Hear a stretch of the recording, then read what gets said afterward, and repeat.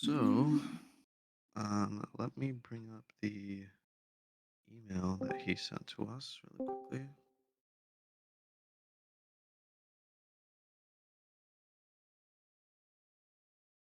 All right. So this is going to be the general layout of the exam. Uh, Part A through C, you were kind of expected to learn yourself in between the days of the final class and the final exam.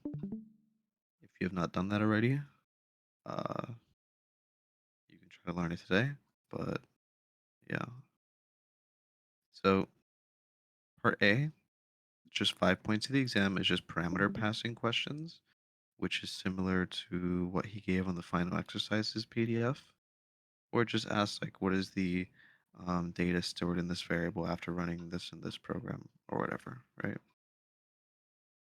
And so um, that's pretty easy. There's just basically just three different types you need to remember. You should already know call by value, and you should already know call by reference. So the ones that you really need to know are call by value result, call by value result algo W, and then call by name. Those are the three things that you have to remember. So we're going to go over that in a bit. And that's for part A. Part B is assignment 3 dump related questions, which is on the final exam exercises. Which is just kind of like, you're given a um like program, and you're given the instructions that are ran, and you're also given the data dump, and based on that you have to answer certain questions. You're also given like the FP, ASP, PC, ESP, expression stack, all that stuff, right? So you'll just have to answer questions based on that, which we'll also go over. And that's part B. Part C is just asking about TinyJ assignment 3 stuff. So if you have not done TinyJ assignment 3, you should probably do it. Um, but those aren't too bad. Um, they're relatively simple. So we'll go over the solutions to those as well. Um, okay. And that is part C. Part D is just saying other questions relating to TinyJ assignments. So this can be on your mic is unmuted. So this can be on TinyJ assignment 1, which is just the methods that are just like, accept like what we got on tiny on exam 2. So like accept this token, get current token, next token, things like that. That can appear. Or we can get like what's it called? Uh like new add instruction, new sub instruction, the ones that we did for TinyJ assignment 2. We can get that as well. New jump on false instruction, right? So you'd have to know things like that. Um And then what else? And then you can have you can have more TinyJ assignment 3 questions, which would just be like um, the execute methods for add instruction, execute method for jump instruction, things like that. E syntax questions. This just relates to class precedence type questions, where if you are in the 310 section on our exam, we got the one that was like making an EBNF or EBNF from like the given precedence classes. So since we got that on the final, I doubt. Sorry, since we got that on exam 2, I doubt we're gonna get it on the final. He'll probably give that one to the next class. So I'm assuming we're gonna get the ones that are like make an abstract syntax tree based on some class precedents, where you are just giving class 1, class 2, class 3, where class 3 is lowest precedence and class 1 is the highest precedence. And then you just have to figure out, okay, which one would be the last one that's executed, which would just be, whatever's class 3. Check that. If that's there, you would have to check based on left associativity and right associativity, where if it's right associativity, it's going to be the leftmost of that class. And if it's left associativity, it's gonna be the rightmost of that class, and you would just do that, right? But if it is the other one where it's like make a BNF based on like this class precedence, I'll also go over the pattern for that so you can just memorize that. It's pretty easy to do. Um, so yeah, that's part E. Part F says questions relating to the assigned reading on C++. Now that, me personally, I skipped just to focus on the other stuff because it's only 3 to 4 points. But we can take a look at that reading and just kind of explain it as well. I'll try my best to, but it seems like it's pretty much common sense object-oriented programming stuff. Um, but I skipped to 11 object-oriented programming, so I'm not too sure if I'd be the best to teach that. But yeah, and then G is just Lisp questions. Um, so that's just stuff from the Lisp assignments. Me personally, I spent all my time reviewing part A, B, C, and D. So I'm a bit rusty on part G. So we'll go over some part G questions as well. All right. But does anyone have questions about like the actual layout of the exam? Or does anyone have past exams? That would be nice. Because I can't find any anywhere. Anyways, so we're going to start with parameter passing questions, which is right over here. And we're just going to go over the different types, and then we're going to move on into questions. So call slash pass by value, again, this is something guys should already know. This is just you are passing values stored in actual parameters into formal parameters, and the formal parameters just use that value. They do whatever they need to do, and they don't copy that, or they don't send that value back to the original actual parameters, so they don't affect the actual parameter, right? So in this example, we see here we have some integers, int e and an array a, and we see that inside our main function we call a test method where the parameters are ace of e and ace of e minus 1. So we're passing ace of 1 and ace of 0. Since it's called by value or call slash pass by value, the first parameter is just going to be 1 and the second parameter is just going to be 0, and we just work with that where we would go here. X is going to be 1, y is going to be 0. First thing we do is we set ace of 1 equal to 6, e equal to 2, increment x by 3, so x was originally 1, it's going to become 4, and y was originally 0, it's going to become -1, and then we just print that, right? So over here, that's exactly what I went through, and that's all you have to do for these types of questions where if you're gonna get like a list of the different types of passing methods, and then just like show like the different types of you know ways to do it. What did you send here? Uh, I don't even know what to call you. Let me see. What is this link? Is this a pass final?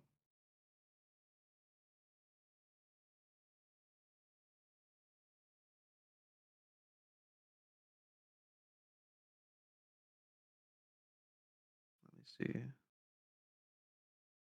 Oh my God, it is. I didn't even know this was online, bruh.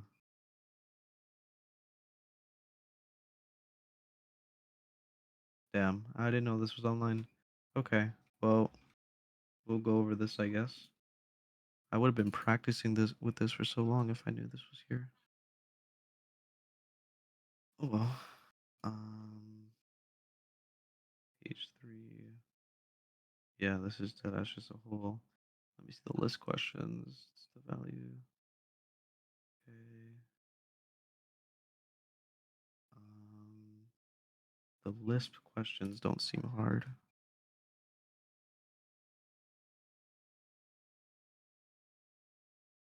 Yeah. Okay. We'll go over this a bit, but we'll just like go over the actual topics themselves, and then we'll jump to that kind of stuff. Um, yeah. Okay. This doesn't seem bad. So, let me close this out. So again, you guys should already be familiar with call slash pass by value. Pretty simple stuff. Move on to the next one. Now we are at call slash pass by value result, which is also called copy in slash copy out. Okay. Where call slash pass by value result, it just remembers the original location of the actual parameters and then passes in the value of the actual parameters into the formal parameters.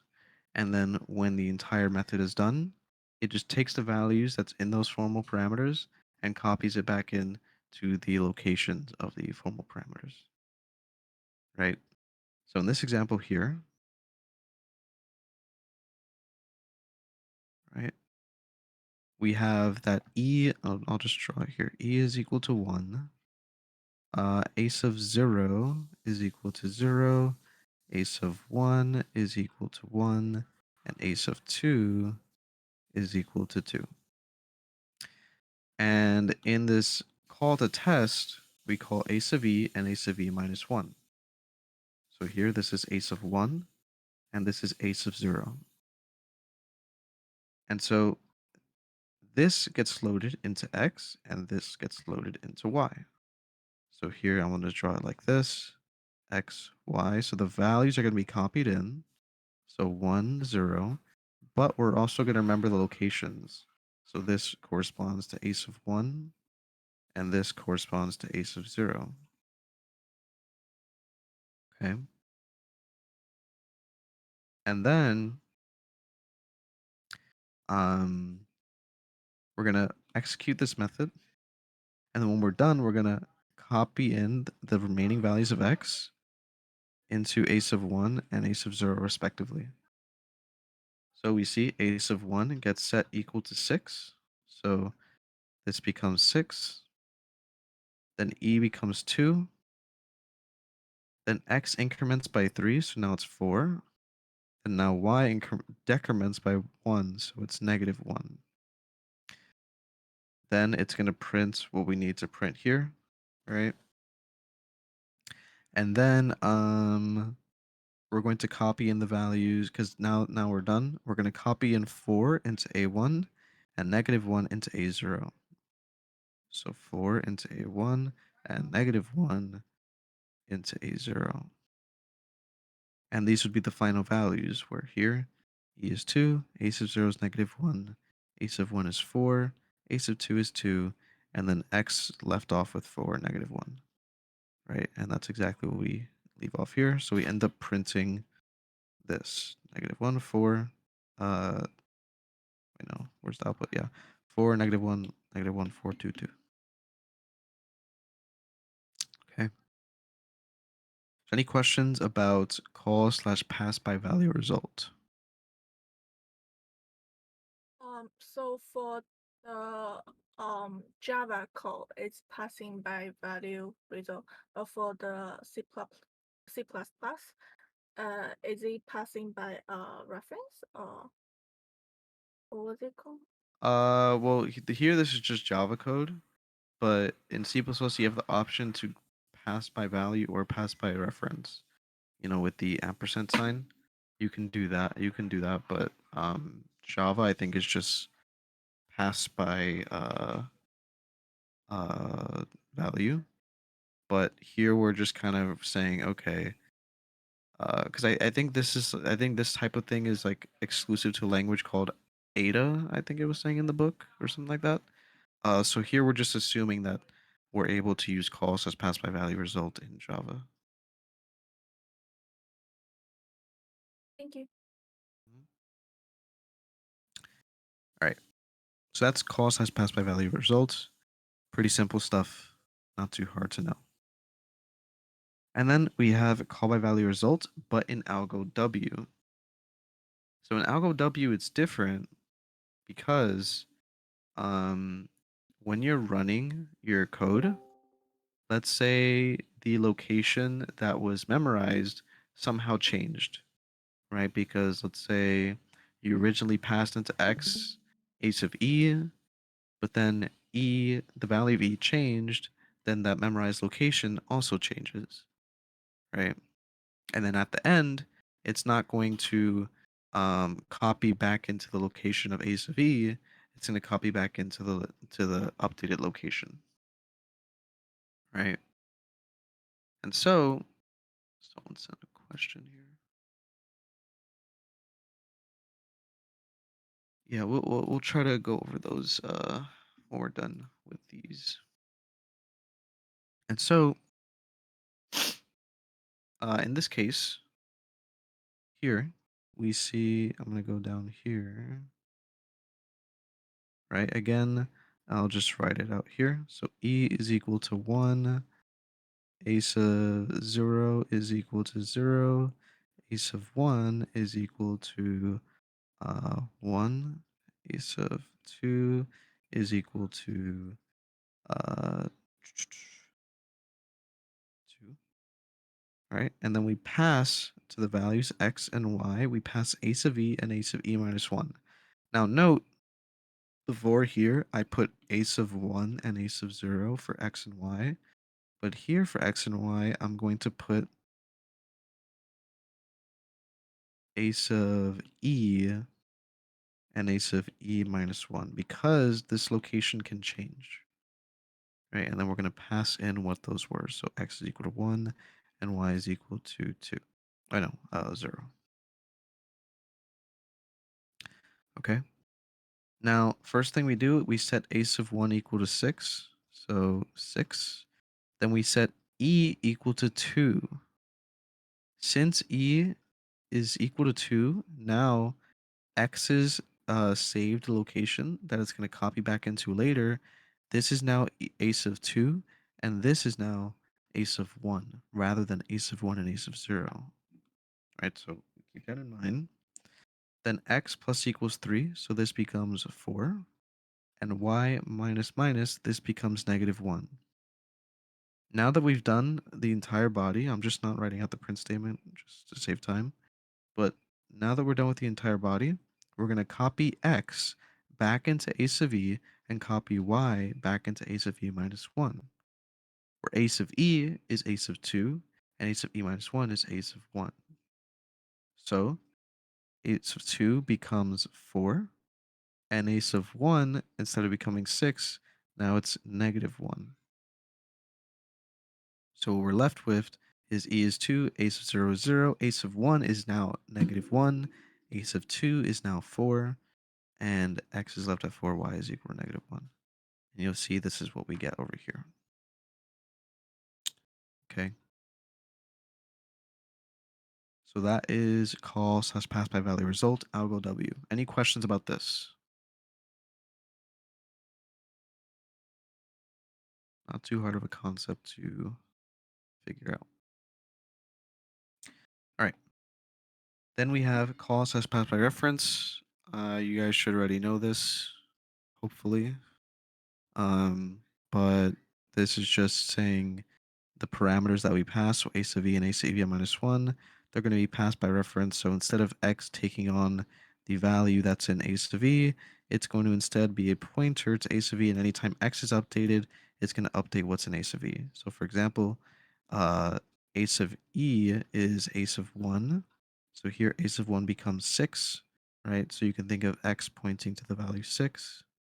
And then here, x plus equals 3, that's going to increment 6 to 9, right? And that's exactly what happens here.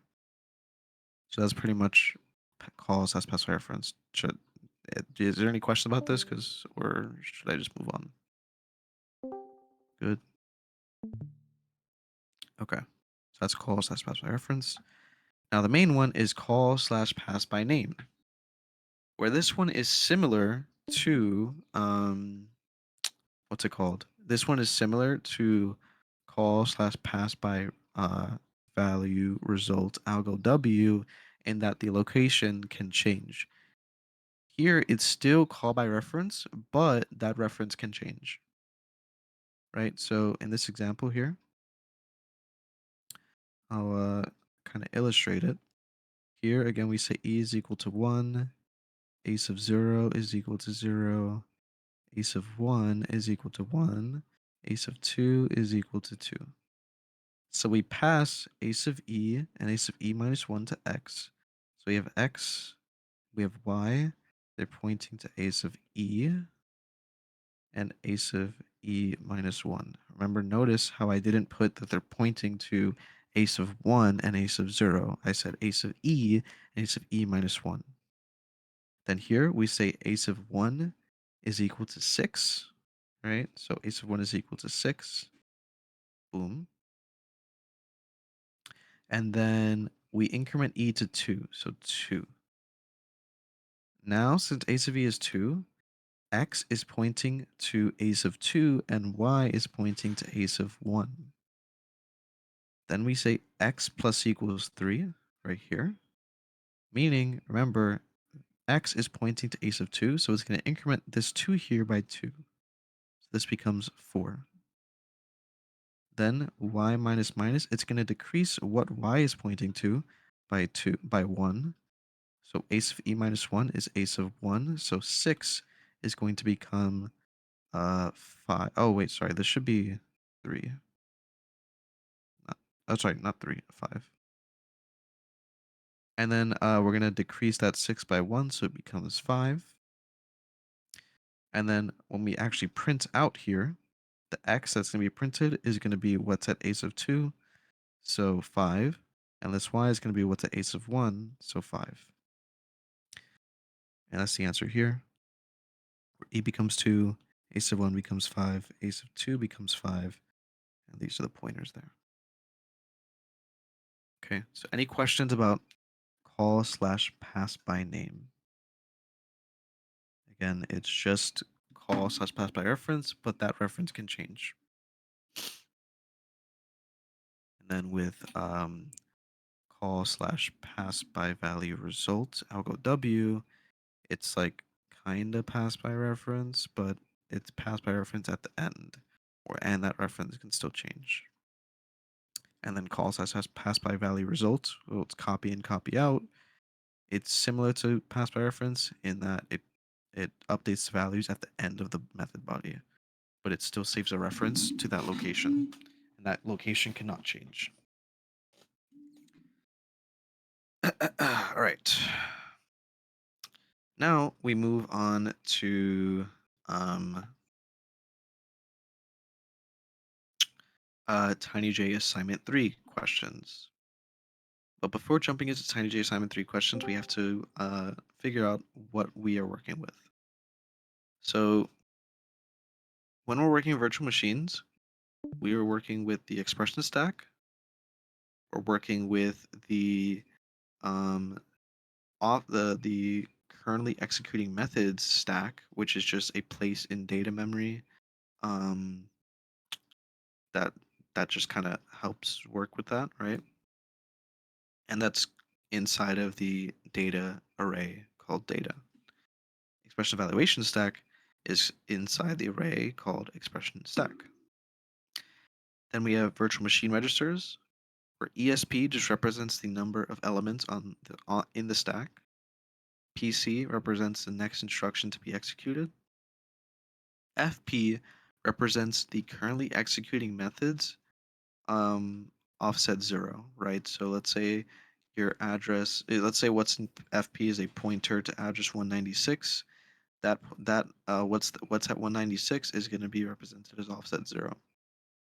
And then ASP, that represents the data address that's right outside of your um, currently executing method stack frame, right? So let's say your offset 0 is at address 196, then your ASP, let's say you have 3 local variables, so your ASP is going to be 196 plus that 3 and then plus 1 because it has to go 1 over. So your ASP would be at 200. Okay. So those are just the different things we're working with.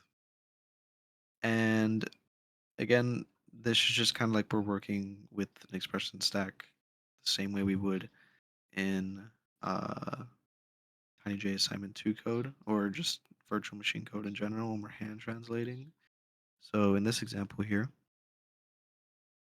let's say you want to do an add instruction. When we're doing an add instruction, remember we have this stack. What we want to do is place the value of this plus this at this location here, right? So again, this plus this we want to place there because this is going to be popped, this is going to be popped, and then the result is going to be placed there. So remember that ESP is the number of elements on the stack. So to reference the top element on the stack, we say ESP minus 1. Now, when we're taking off two things from a stack and placing and putting back onto the stack the results, we would say expression stack minus minus ESP minus 1. What that does is it decrements ESP by 1. So, like, even before the line of code is finished, it's going to decrement ESP by 1. Then it's going to decrement ESP by 1 again for this specific index over here. So remember, let's say we have this. ESP is pointing to over here. If we decrement it by 1, it'll point to here. Decrement it by 1 again, it'll point to here. So we're saying we're going to be changing the value of what's in here. Okay, where this is the first operand, this is the second operand for the add instruction, but we want to replace what's here.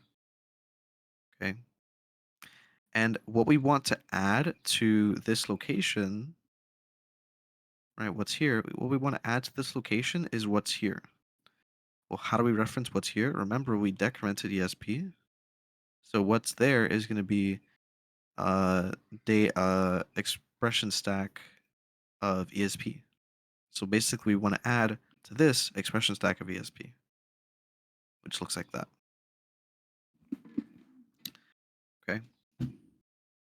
And we want to do the same exact thing for sub, mul, div, mod, right? Those four instructions, but we just want to change what's the operation. So for sub, it's going to be minus. Div, it's going to be the division sign. Multiplication is going to be this asterisk. Mod is going to be the percent sign. So it's exactly like this. We do the same exact thing. We just change the sign. Okay. And then the next one here is the change sign instruction. So change sign instruction, that's just saying, okay, let's say we have a stack and some numbers at the top of the stack, let's say -1. What we want to do is we want to pop -1 from the stack. So now it's empty. We want to push to the stack the result of multiplying that number by -1. Well, remember, to get the value at the top of the stack, right? Again, that's just ESP minus 1. So expression stack of ESP minus 1. And we don't want to pop anything additional. So we're saying expression stack ESP minus 1. We want to multiply that by -1. And then that'll do the negation for us. That's exactly what we do over here. Where we say expression stack of ESP minus 1 times equal -1. So we never changed the value of ESP. We just changed it in this instance over here. The variable's value still remains the same. And then we just multiply it by -1. Then we have the not instruction. The not instruction, there's a bunch of different ways you can do it, but the easiest way is similar to what we have over here, where again, not, we are just taking what's at the top. Let's say it's like some Boolean value 1. We're going to pop it and then replace what's there with 0. So if you wanted to, you can say if expression stack of ESP minus 1 is equal to 1, then set it equal to 0, else set it equal to 1. You can do that. Or you can do it in one line using I think it's called bit shifting, I don't remember. Where you just say expression stack ESP minus 1 arrow equals 1, and that'll do it for you. So like that. That'll be efficient for the, or sorry, sufficient for the non-instruction. Okay. And then the and instruction, remember what and does? It pops first thing from the stack, then the second thing. and what it does is it just pushes back to the result. Sorry, pushes back to the stack the result of ANDing those two things, right? So basically, what we're doing is expression stack of ESP minus 2 and expression stack ESP minus 1, right? So we're taking that result, we're pushing it back to um, the stack, right? But remember, we can't just say and, right? Because these are integers. They aren't booleans, right? Of course, they're 1 and 0, but technically they aren't booleans, so we can't just say and. So what you can do is you can do a ternary operator where you can say expression stack of minus minus ESP minus 1, right? That'll decrement you by 2. So expression stack of minus minus ESP minus 1. And you can say equals and then parentheses. And in that parentheses, you can say expression stack ESP is equal to 1 and expression stack ESP minus 1 is equal to 1. Close your parentheses, then put a question mark. So if that's true, put a number 1. If that's false, put a colon 0. Right? And that looks like this. Uh, that's a bit long, but expression stack ESP is equal to expression stack ESP minus 1, and expression stack ESP is equal to 1. Honestly, you don't have to do the expression stack ESP is equal to expression stack ESP minus 1. Um, that's not necessary. You can just say expression stack ESP is equal to 1 and expression stack ESP minus 1 is equal to 1. Then remember the way a ternary operator works is that if this equates to true, we're going to do that one. If it equates to false, we do that one. So if this is true, put to the stack a 1. If it's false, put a 0. And that's what we did over here. Okay, and then we do the same thing with the or statement or instruction, but we just need to check if at least one of them is 1. So we say if expression stack ESP is equal to 1 or expression stack ESP minus 1 is equal to 1, put a 1, else put a 0. And then that's all that's needed for the or instruction. So any questions about these operators add, sub, mul, div, mod, change side, not, and then and or? Any questions about those? These are pretty simple to remember if you've done TinyJ assignment 3. All right. Now the next one is EQ instruction. So it's just checking if if the two items at the top of the stack are equal to each other, and if they are, push to the stack the number 1, else push to the stack the number 0. So what you can do is you could just say expression stack minus minus ESP minus 1, and then parentheses expression stack ESP is equal to expression stack ESP minus 1. That equates to true. You put your question mark, you put 1 colon 0, right? So again, just another ternary operator to check if they're equal to each other. Then we have not equal to. This is going to be the same thing as equal to, but except it's going to be a not equal to sign over here. So same exact thing, right? Then we have less than or equal to. Again, same exact thing. We're just going to change the um, not equal to. We need to change it to a less than. But there's one thing you have to keep in mind. Remember that when we do less than or equal to or less than, right, we pop two items from the stack, but in reality, we're popping the second to last, we're comparing the second to last item to the last item, meaning second to last item less than last item. So in this case here, we're saying expression stack ESP is not equal to expression stack ESP minus 1, which is technically um like technically it should be expression stack ESP minus 1 and not equal to expression stack ESP, because how it does it is it compares the second to last with the with the last.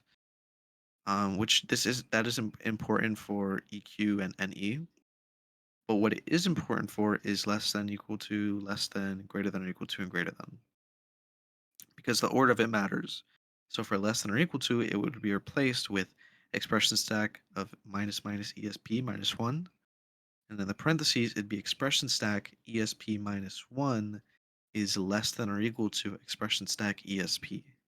And then from there, question mark 1 colon 0, which is why it's flipped over here, right? So make sure you know that you make sure you know the difference and why it's like that. Um, but that's how it is for less than or equal to instruction. And then for less than, greater than, and then greater than or equal to, it's the same exact thing. You just need to change the sign. So less than, or sorry, greater than or equal to is going to be just the greater than or equal to sign. Less than is just going to be the less than sign. And then greater than is just going to be the greater than sign. Okay. Then push num instruction. So here, what we're doing is we are pushing a number that's given through the user, and that number is given through us through an extended variable that's given from the one operand instruction class. And that variable is called operand. So all you need to do for push num is at the top of the stack, you just say expression stack ESP is equal to operand, and then just increment the ESP. That's what I do here. If you want to, you can say expression stack ESP plus plus is equal to operand, and then it's just one line of code, but either one works. Okay, so that's push num. Then I think that's it on this page, yeah. So any questions about the instructions on this page? Any questions at all? All right. So then let me go down here real quick. 1 second. Okay. Now here we have the write instructions. So write LNOP. Obviously, we're just writing a new line. We don't have to do anything with the expression stack. So we're just going to print a new line. Pretty simple. Now write int, we need to print, without printing a new line, we need to print what's at the top of the, we need to pop what's at the top of the stack and print it. So you can say expression stack of ESP minus 1 is you could say system.out.print expression stack of ESP minus 1, or you can say system.out.print expression stack of minus minus ESP. That works too. Um, but just know that if you do ESP minus 1, you have to still decrement ESP after doing the print statement. Okay. Then we move on to write string instruction. Now, write string, if you remember, the way it works is you're given two operands, A and B, where what you want to print is between the inclusive operands A and B. So what you need to do is, again, you're not doing anything with the expression stack. You're doing stuff with the data array now because that stuff is stored in data memory.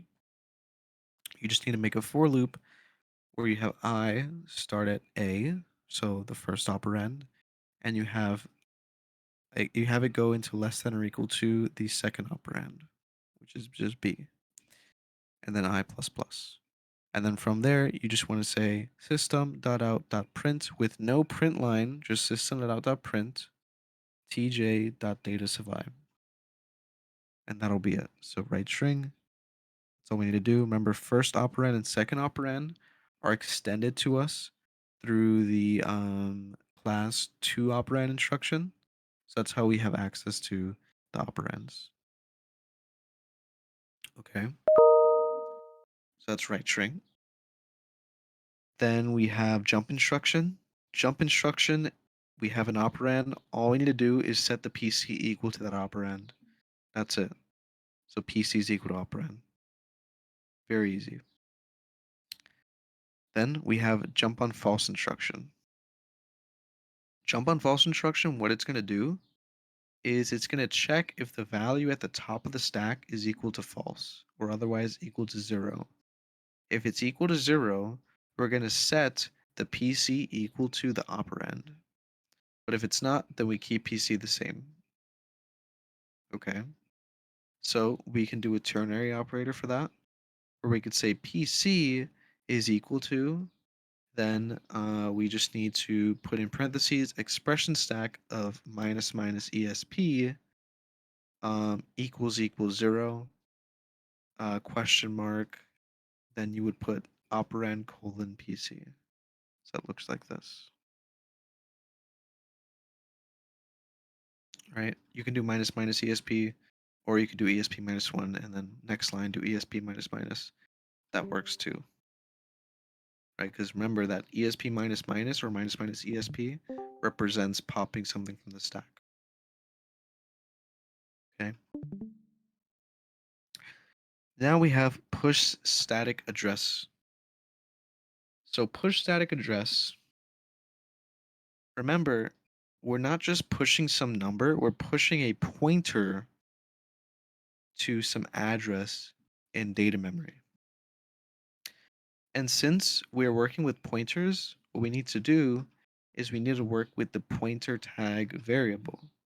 So anytime you're dealing with pointers, where you need to push a pointer to the stack, but you're just given like the base address without the pointer, you want to push to the stack the base address plus that pointer tag. So here you would say expression stack of ESP is equal to operand plus pointer tag. And then under that you would say ESP plus plus, which is what we do here. Right? So that plus pointer tag signifies that it is a pointer. That's what I wrote there, indicates that the address is a pointer. Okay. And then for the next instruction, we have load from address. Now load from address, remember what we're loading from is a pointer that's at the top of the stack, right? So we don't have access to the actual address, we have a pointer to the address. So what we need to do to access that is at the top of the stack, we need to say expression stack of ESP minus 1 is equal to tj dot data expression stack ESP minus 1 minus pointer tag. So that like gets rid of the pointer and gets us like the actual address that we need.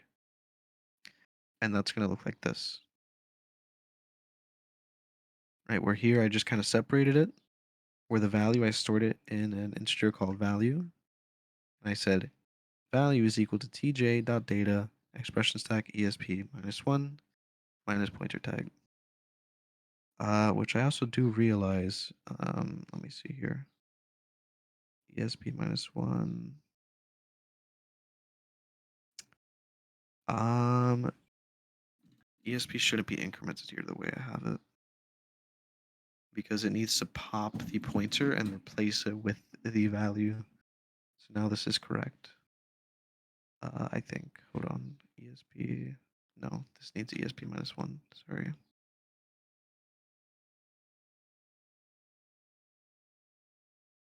Okay, now it's correct. Right? So now we went and fetched that value from the data from the data array. We put it at the top of the stack. Note that the pointer itself is like some really big number, and that number um is out of bounds of the array. So if you were to leave out the minus pointer tag, you're going to get an out of bounds error, which some of you might have received on the exam. So you have to make sure to subtract the pointer tag. Okay. Next, we have save to address instruction. So here, again, the pointer and the value that we need is at the top of the stack, where at the top of the stack it's the value and then the pointer to the address that we want to save something to, right? And so what we have to do is we have to go to that address in the data array and set it equal to what's at the top of the stack. So we can say int value is equal to expression stack of ESP minus 1. That gets us the value. Then we say ESP minus minus, right, because we've popped something. Then we say int address is equal to expression stack of ESP minus 1, and then take away the pointer, so minus pointer tag. Then under that, we would say ESP minus minus, right, because we pop something else again. And then we would say tj.data, and in the brackets, we would put that address that we just saved and set it equal to the value we just saved. And that'll work, right? So again, int value is equal to expression stack. Put it in one line. So instead of saying ESP minus minus, I just said minus minus ESP. Then int address, I put it as add, doesn't matter. I said expression stack of minus minus ESP minus pointer tag. That gets us the address, rather than a pointer to the address gets us the actual address. Then I say tj.data, that address, and we set it equal to value. And that's all we need to do for save to address. Okay. So any questions about these address instructions here? Push static address, load from address, and save to address. No questions? All right. Now the next ones are on the next page. I think we just have 5 more. Now we have push local address instruction, right? So I want to kind of cover it. So push local address, what we need to do is we can't just simply say, um, here expression stack of expression stack of ESP minus 1 is equal to wait, yeah, we can't just say expression stack of ESP is equal to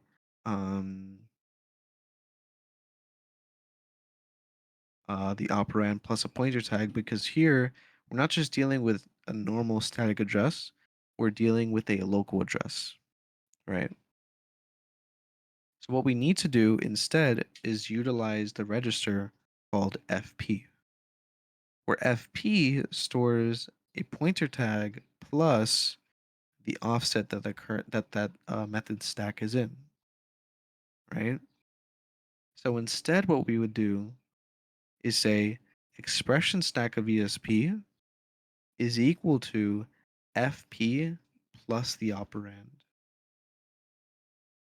right? And then we would increment ESP. So that would look like this. Expression stack of ESP is equal to FP plus operand. And that'll push the local address. So remember, we're pushing a static address. You just say operand plus pointer tag. When you're pushing a local address, you just say FP, which contains a pointer. That's why we don't have to repeat plus pointer tag. FP plus operand. And then for both of them, we also increment the ESP. Okay. And that's push local address. Now we have pass param instruction. Now, pass param, remember the value that we want to push, the value that we want to pass as a parameter is already at the top of the stack, right? And we need to put that in data memory address, or in the data memory array.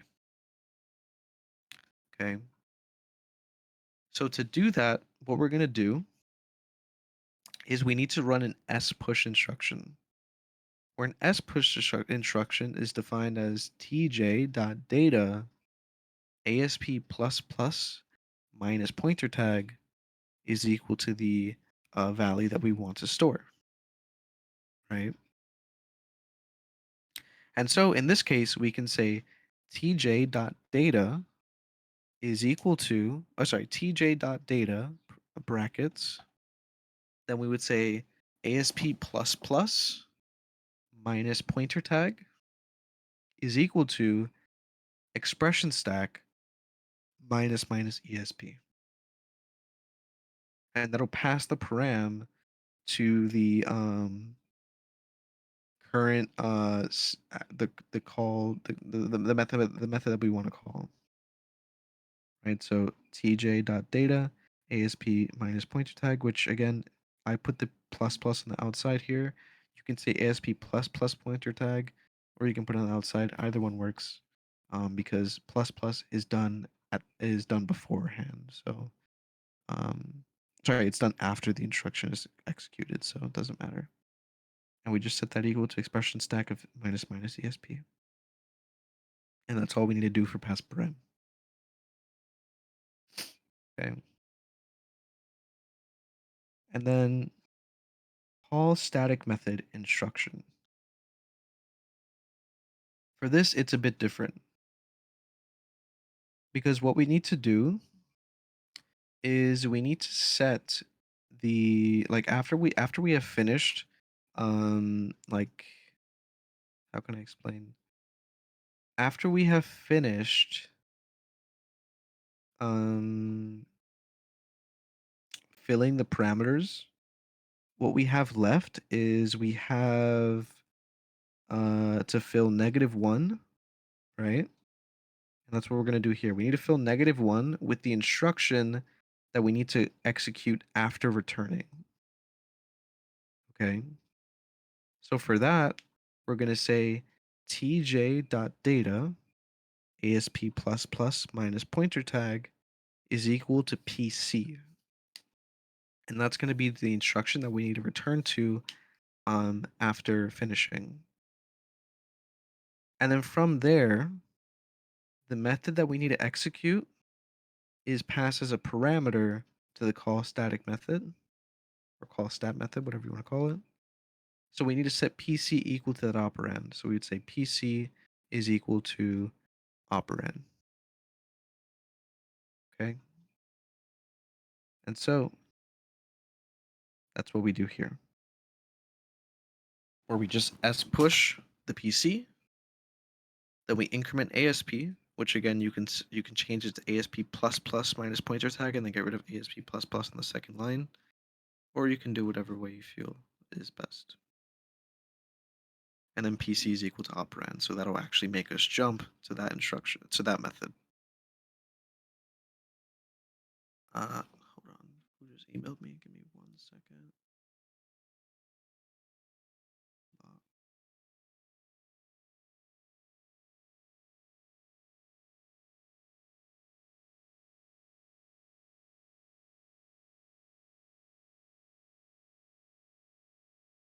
Uh,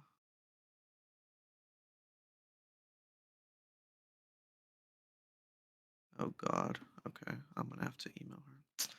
God damn it. Okay. Anyways, now we have init stack frame. Now init stack frame, remember that ASP is currently pointing to 0 in the it is currently pointing to offset 0 in the stack frame that we're creating. And in the stack frame that we're creating, we need to put uh the caller's FP into there, right? And so to do that, we're going to S push the FP by saying tj.data asp plus plus minus pointer tag is equal to FP. So that's going to fill the FP into there. And then what we need to do is, since we have now updated that stack frame's FP, now we need to make our own FP for our current stack frame. So we would say FP is equal to ASP minus 1, and that'll update our FP to be the currently executing method stack frames offset 0. And so again, remember we say tj.data asp plus plus minus point tag is equal to FP, so we fill it. Then we say FP is equal to ASP minus 1. Right? Oh, and then I forgot ASP plus equals operand. I forgot about that, yeah. Where in its stack frame, remember, the operand contains the number of local variables. So once we fill 0, ASP plus equals operand. What that does is it increases ASP by the number of local variables, so we can like allocate that space for those local variables. Yeah, I completely forgot about that, but okay. Yeah. ASP plus equals operand. And then finally, the last instruction that you need to know is return instruction. So return instruction, remember the value that's being returned is already at the top of the stack. Okay. So all we need to do now is return back to the previous function. Okay. And so to do that, what we need to do is we need to set the ASP equal to 1, offset 1, so we can kind of clear everything out. So if we set ASP equal to offset 1, that means that it's going to bring ASP down and get rid of the local variables, right? And to do that, again, we just say ASP is equal to offset plus 1, which the offset is stored in FP. So ASP is equal to FP plus 1. Okay. And then from there, what we need to do is, if I remember, we need to set, I think it was, actually, let me just check, because, yeah, so we did the ASP is equal to FP plus 1, and then we need to set the FP equal to what's in the current, uh, we need to decrement ASP, and then we need to spop what's in the data memory into FP. So we would say FP, or meaning what's at offset 0, that pointer, we need to put that into FP. So you would say FP is equal to tj.data minus minus ASP um, minus pointer tag, and that'll pop it for you, right? So you would say FP is equal to tj.data minus minus ASP minus pointer tag. So that what that did is it updated FP to what's in 0, and now we have ASP um, pointing to 0. But now we also need to pop the instruction that we need to return to. So we're also going to spop um, into PC. So we're going to say PC is equal to tj.data minus minus ASP minus pointer tag, and that'll grab that instruction and put it into PC, like so. Okay. And then finally, right now we have PC pointing to, I believe, -1. But now, remember, we're still not at the original stack frame because we have to deal with the parameters, right?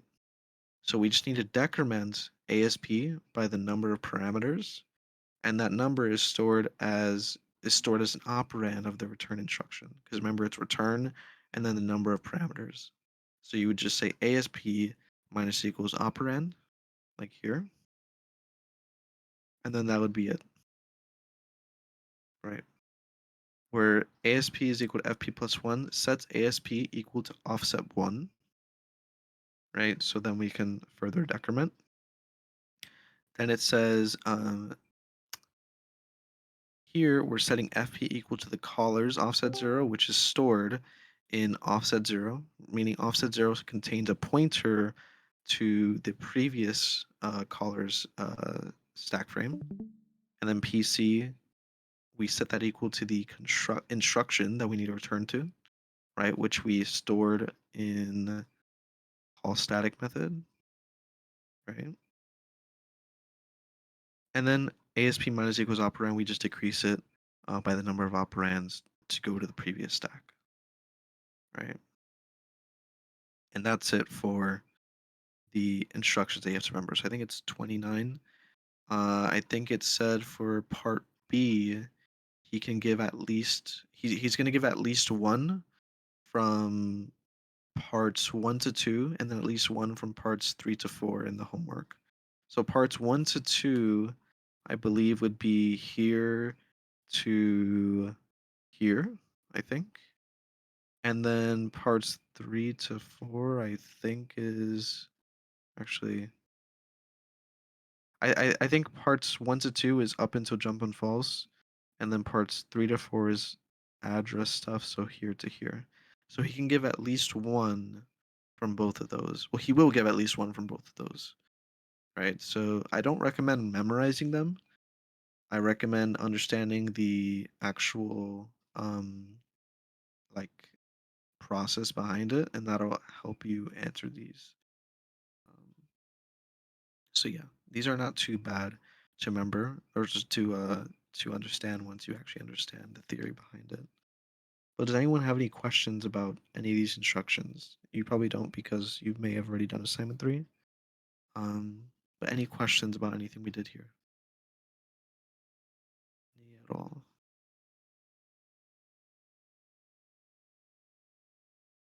All right.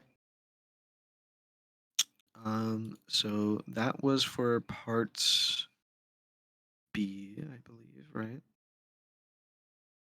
No, sorry, that was for part C. Now part B, we're gonna do right now.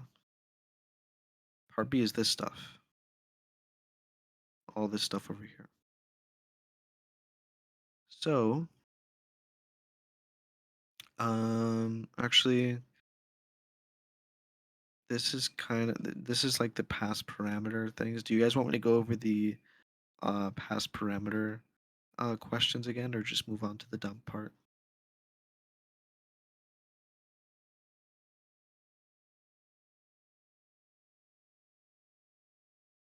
Do the dumb part. Okay. So, dump part's over here. What I'll do, I'm going to erase my answers, and we can go over it again because uh, that'll probably help more. So just give me a few. Oh, okay.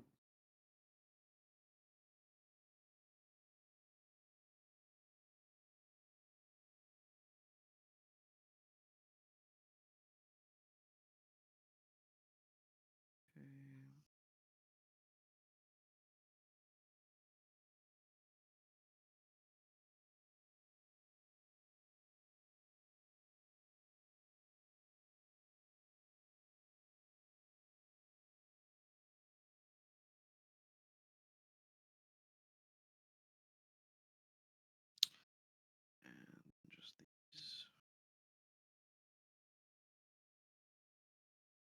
I'm like covering way too much stuff. Yeah, make it a bit smaller.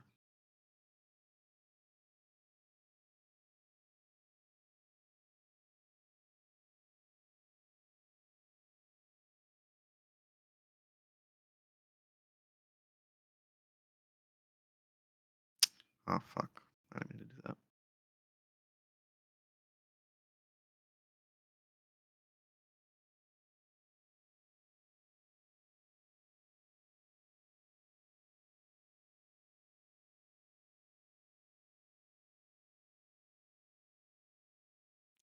Okay. So these are a bit tricky, but once you get the hang of them, they aren't too bad. Because it's like the answer's kind of sitting right in front of you, but you just have to understand what you're reading.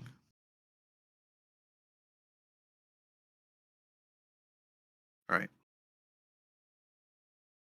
So start with question 1A. And I'm also not going to read these hints because they give away a bit too much stuff. So I'm just going to keep going. All right. So this one says for each method, say how many locations are allocated to local variables in its stack frame. That just means for each method, say how many local variables are in each method. So we're going to go to main. Main we see has 1, 2, 3, 4. Scanner input doesn't take up a stack frame method because it's stored somewhere else, so we're good. So 1, 2, 3, 4. 5. Is this in a while loop? Yeah, it is. Wait, hold on. When does this while loop end? This while loop ends over. Okay, no, this is all in the same while loop. Okay, I'm tripping. So again, 1, 2, 3, 4. Then we have 5, 6, 7, just 7, right? So main is 7. Okay, and we can double check. 1, 2, 3, 4, 5, 6. Where's the 7th? Yeah, 7th. Okay. And now read row. Let's check read row. Read row, we see has 1, 2, and that's it. Just 2. Right, so read row, we're going to put 2.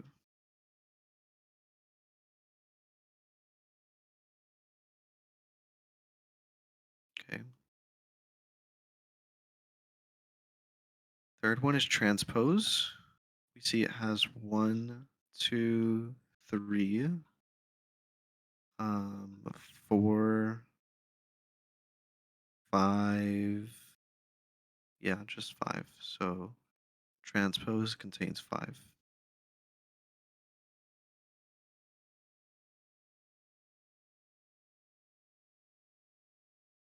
Okay. And then finally write out, we have 1, 2, 3, and that's it. So write out is 3.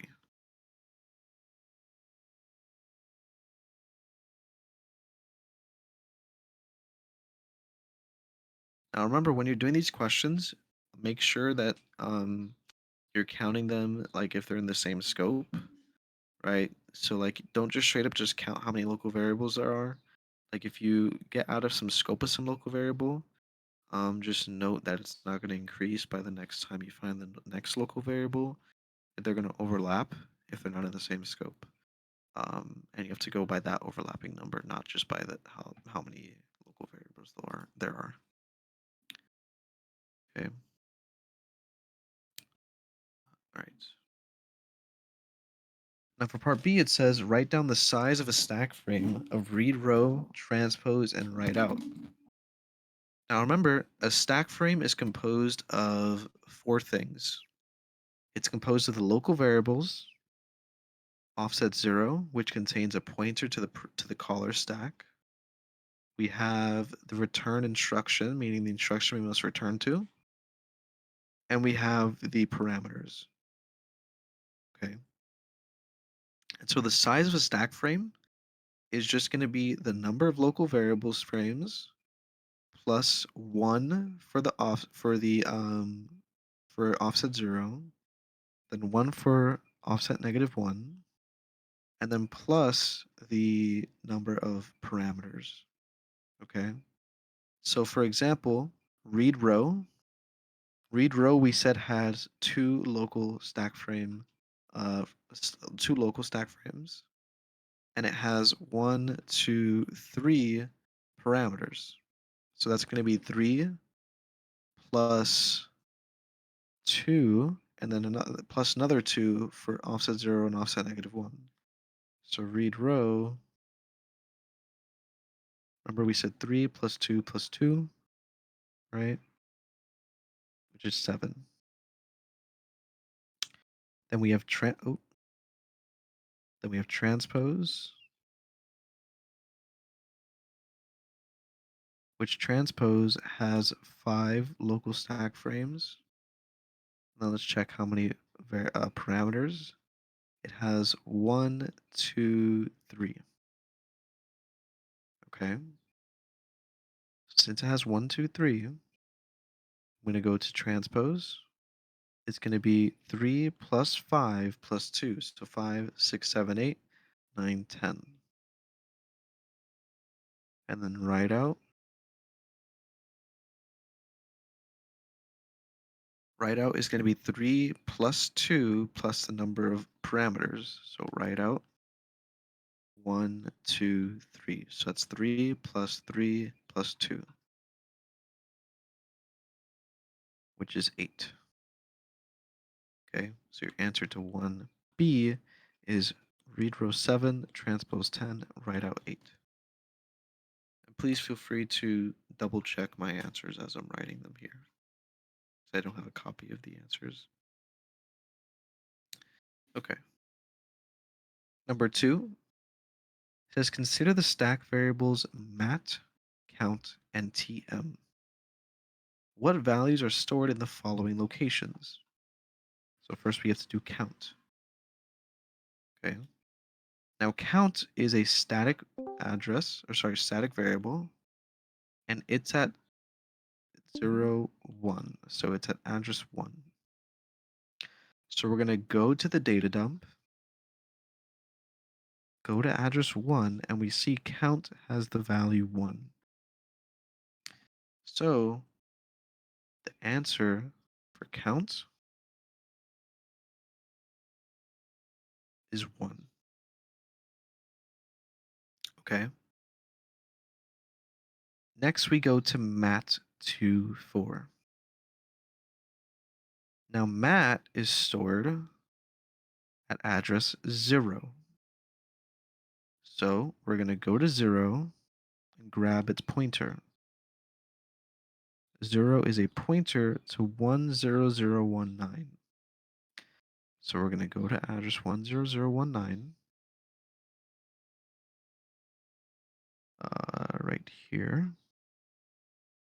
And this is a pointer to the first element in the array.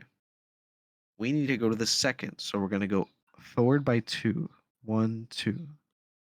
Now we're at 10021. Now in here we have a pointer to 10036. So inside this array of 10021, pointer to 10036 is a pointer to the first the first element of this inner array. So we need to take 10036 and add 4 to it. So let's go to 10036 and add 4. So 1, 2, 3, 4. And we see we have the value 5. So your answer is going to be 5. Does anyone have any questions about how I did that there? Yeah, I have a question. I just don't know how do you add like 2 and 4. Yeah, so Uh, remember that when we're working with when we're hand translating, right? When we want to access, let's say, data memory address, let's say we have an array and we want to access a race of 2. First thing we do is we go to the static address and grab its pointer. Once we have the pointer, we add the number we want to go to that pointer. So let's say we want to go to index 2. We take that pointer and add 2 to it, right? That's for one-dimensional arrays, correct? Now, with two-dimensional, it's the same concept, but here we have 2 indices, 2 and 4. So here, we're going to say, okay, let's do a race of 1, 2. Again, we're going to grab the static address or local address, whatever it may be, that's pointing to our array. We're going to load from that address to get the address of the first element, to get a pointer that points to the first element in the array. Okay. Then we're going to add 1 to it, because again, we're getting 1s of 2. We're going to add 1 to it. And since this is a two-dimensional array, there's going to be another pointer to another address in that element. So we're going to load from that element and then add the second index to that. So let's say we grab it, add the second element, and then once we add the second index, that is where we need to be. So we're going to load from there and return that. That's exactly what we did here, where with 2, 4, here it was 10019. So we go to 10019, right? And we're at 10019. Once we're at 10019, we're going to add 2 to it. So 1, 2.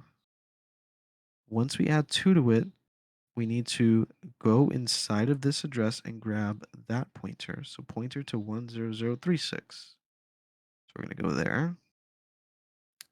And once we load from it, we're going to add 4 to it. So 1, 2, 3, 4. And that's how we get the 5. Got it. Thank you so much. Yep, no problem. All right, so that's for 5. That's the net value 5. Then we have TM032. So TM is at address 2 because 0, 1, 2. So we're going to go to 2. And we're going to grab that pointer. So 10001. So let's go to 10001. And here we need to add 0 to this pointer. Well, adding 0 to it does nothing, so we don't need to do anything. So we add 0. And once we add 0, we want to say, okay, what's the next index we want to go to? Well, it's 3. So we're going to load from 10001, which is pointer to 10019. We're going to go there, and we're going to add 3 to this. So 1, 2, 3. Now we're at 10022. Once we're at 10022, we want to go to index 2 of this. So we're going to load from this. That gives a pointer to 10042. And we're going to add 2 to this. So 1, 2, we get the value 8. So your answer for this part here is going to be 8.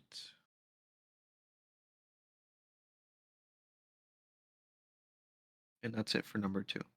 So any questions about number 2? Any questions at all about number 2? Can you just go over, please, the last one again? TM? Yeah, TM, please. Okay. So Thank again, you. remember, no problem. Remember TM is at address 2. So we're going to go to address 2. And at address 2, we see a pointer to 10001. But we want to go to index 0 of this array. So we're going to take this pointer and add 0 to it. So let's go to the pointer. Let's go to the address, sorry, 10001. Right here. And I want to add 0 to this. Adding 0 doesn't change anything, so we're still here. The next index was 3. So I'm going to go inside of here.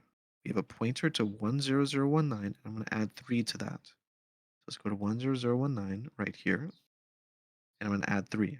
1, 2, 3. So I'm at 10002. Once I'm at 10002, the next index was 2. I'm going to go in here, grab pointer to 10042 right up here, and I'm going to add 2 to that. 1, 2. Now we're at 10004. There's no more indices, so the value is what's in here, and that is 8.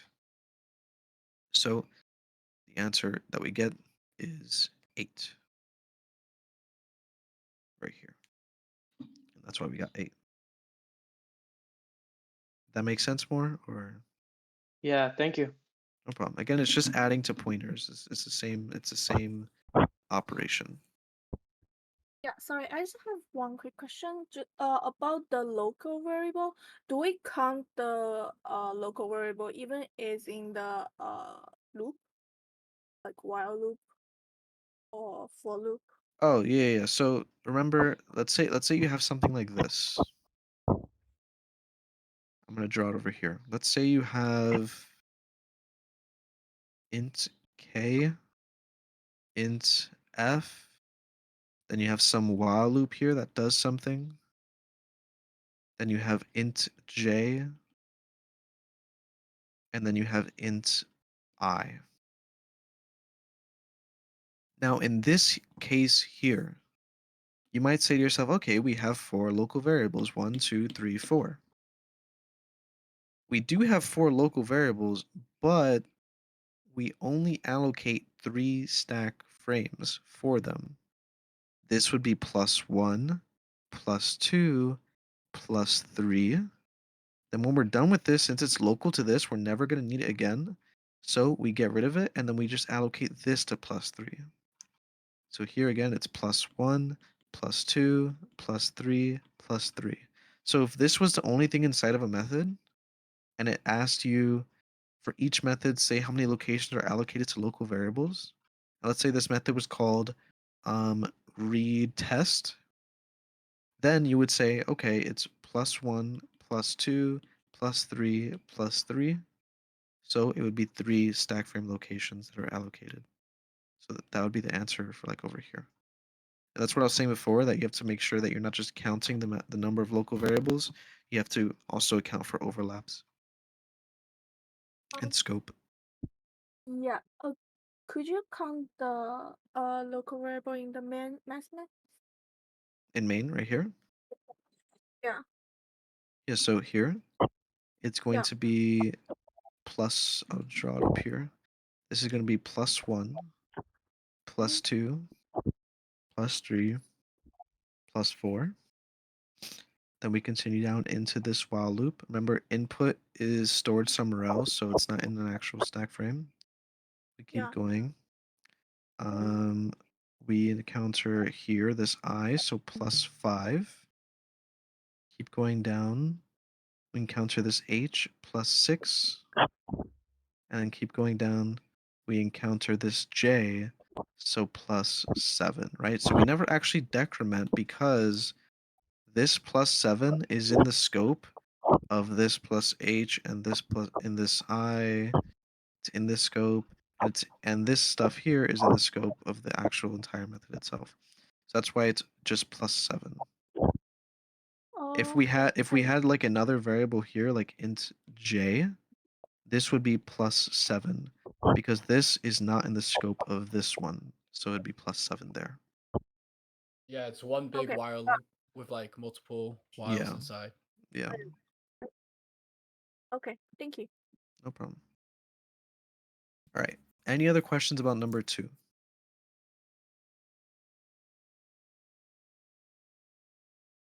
All right. So now we move on to number 3.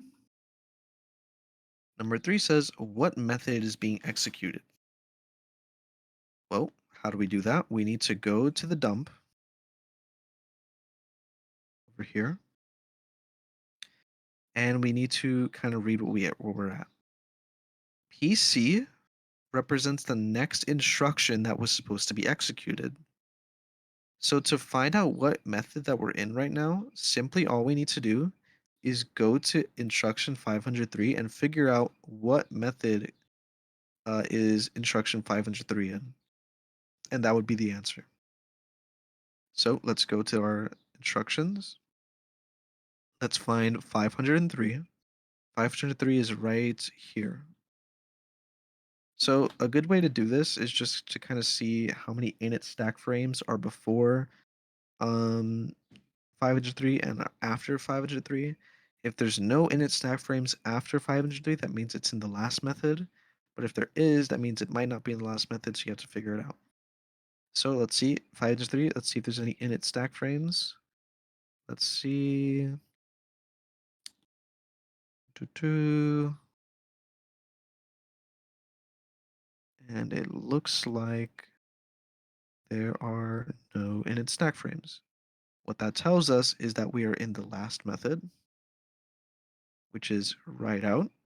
So the answer for number 3 is write out. Okay. Does everyone understand how I did that?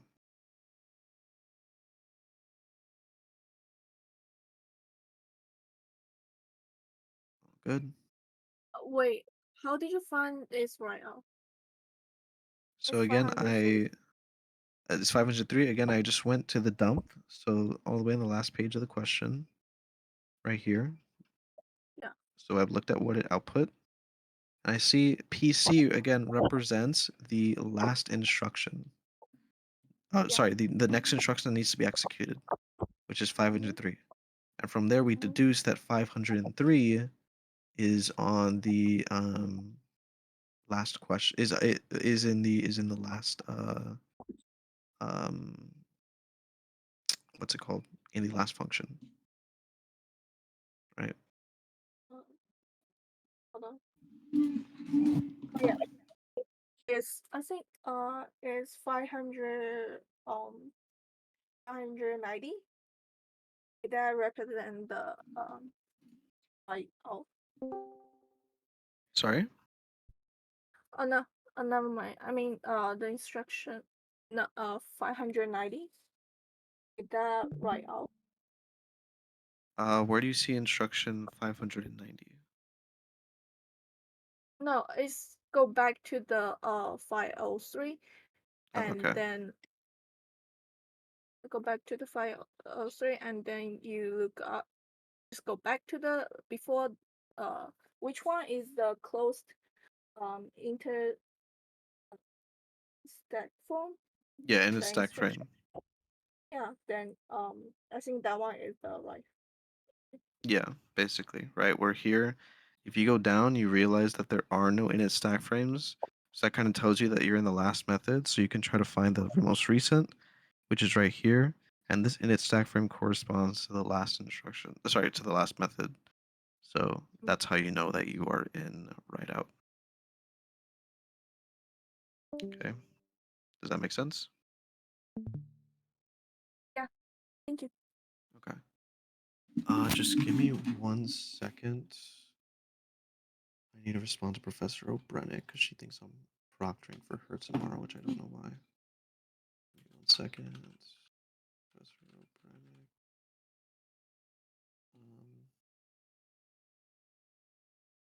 I will be taking a final exam during this proctoring time. Do you recall told you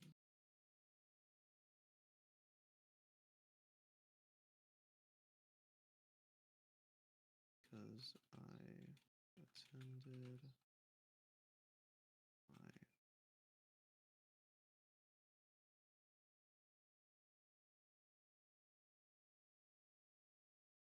was earlier in the day.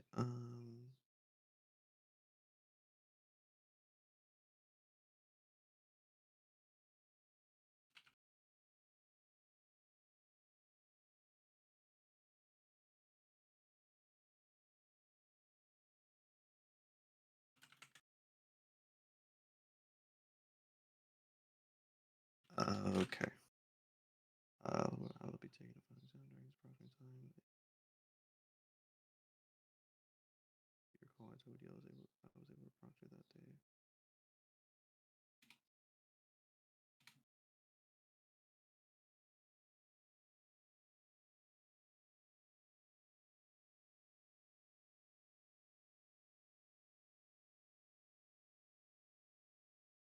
Okay.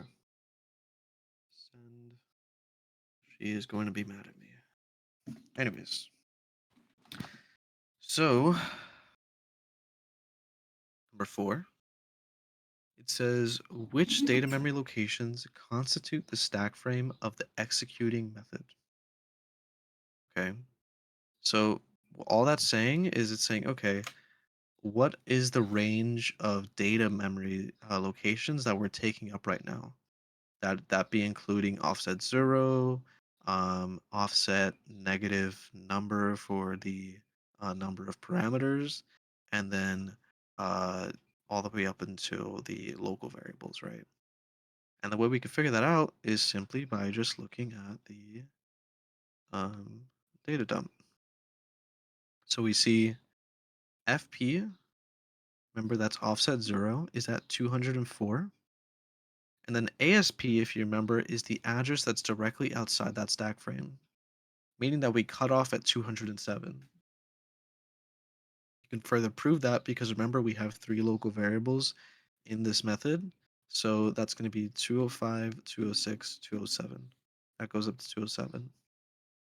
But now we have to figure out, okay, what do we cut off at the lower end? Well, 204 represents offset 0, and 203 represents offset -1, which you always need, regardless if you have, um, what's it called? Regardless of if you have um, parameters or not, right? So you need -1, and then you're going to also need for the amount of parameters. So again, remember the method that we're in right now is write out. So we're going to see, okay, how many parameters does write out have? Write out has 3 parameters. So if we go back to 204, we need a spot for 204 that is the offset 0. Then we need a spot for 203 that's offset -1. And then we need 3 spots for the parameters 202, 201, 200. So with that, we can see that we start at 200 and we go all the way to 207, where this is 205, this is 206, because we have 3 local variables and 3 parameters. So the answer is going to be addresses 200 to 207. So if I go over here, it's going to be addresses 200 to 207. Okay. All right. So that is number 4. Now let's go to number 5. Number 5 says, what values are stored in the stack frame locations of the local variables and formal parameters of the executing method? Okay. So the easiest thing to do is to first deal with the formal parameters. The formal parameters of write out are rows, columns, and matrix. So I'm going to go back here and I'm going to say rows, columns, and matrix. And we need to figure out, okay, what are the values? Well, if I go here, matrix is at -2, columns is at -3, and rows is at -4. So I need to go to 204, right? 204, right here. And we find it this way. 203 is -1, 202 is -2, 201 is -3, and 200 is -4. So the rows is going to be -2, the columns is going to be the value 0, and the matrix is going to be a pointer to 10085. So I'm going to go back. It's pointer to 10085. Make sure to not just put 10085 because that doesn't mean anything. Then 0 and then -2. Okay. And then now we have to deal with the local variables. Which the local variables, you have to make sure you don't get tripped up with this. The easiest one that has a guaranteed value is I. By guaranteed value, I mean that like in some run of the program, some local variable might never have been reached. So it's not going to have a value yet, right? So you have to make sure you don't mess up there. So I is equal to 0. We know that I is kind of like global inside this scope. So I is always going to have some value. To check this, we know it's at +1. So we're going to go to 204, right? And 204 plus 1 represents I, which contains 742. So I'm going to go to 742. Or sorry, I'm going to go to here, put I is equal to 742. Okay. Now, if I go here, what are the other local variables? We have j, which is at +2, and we have this matrix here, right, which is at +3.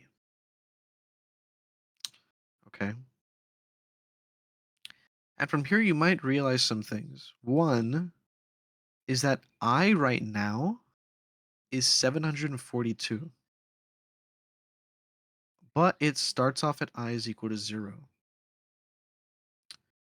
Okay. Also note that rows is equal to -2, so we're able to go inside of this method. Oh, sorry, to this if statement here. And now the only place that we can reach the value 742 is inside this while loop here. But the while loop ends when I becomes 1,000, but it's stuck at 742. This is because the method itself, or sorry, the code itself, never actually completed everything. It stopped at instruction 502 and it ended there without like being able to finish, right? So it stopped while inside that while loop. We would have had way more instructions if it continued. So he stops it early so that, it's not so long. But we're inside this while loop. Since we're inside this while loop, that means that we're never going to reach the other local variables j and mm. And so for both of those variables j and mm, we need to, since they haven't been reached, they're going to have some garbage value, right? So the garbage value for integers, when you initialize an integer, sorry, when you declare an integer but haven't given it a value, it's automatically assigned the value 0, and that represents its garbage value. So j right now is equal to 0. You can also double check that in the data memory here, where if you go to 204 and then +2, you're going to see a 0. But now 207, remember that stores the matrix. But for some reason, the matrix stores the value 0. How can the matrix store the value 0 if it's a 2 by 2 matrix and it should have a pointer to whatever it needs to, right? But there's nothing there. It's just 0, right? And since that's the case, that means that it's out of bound, like we haven't reached it yet. And for matrices, that garbage value is just going to be null. So mm is equal to null. And that would be the answer for question 5. Any questions about this? Can you quickly go over the whole question again, please? For number 5? Yeah, can you go over it again, please? Yeah, so remember, local parameters can be found by just going to, remember we are in it says currently executing method, and the currently executing method stack frame is going to be found in the FP, right? So 204. So if you go to 204, this is what we're in right now. Okay.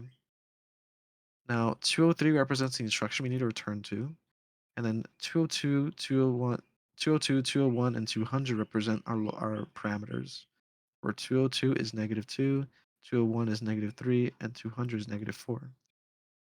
Rows represents -4, so that's the value -2. Columns represents -1, which is the value 0. And then -1 represents the matrix that was passed as the third parameter. Sorry, not -1, -2, right? And that answer inside of 199 is just a pointer to 10085. So from that's how we get um, these over here. We were supposed to teach ourselves all of this. Yep. Yes, you were.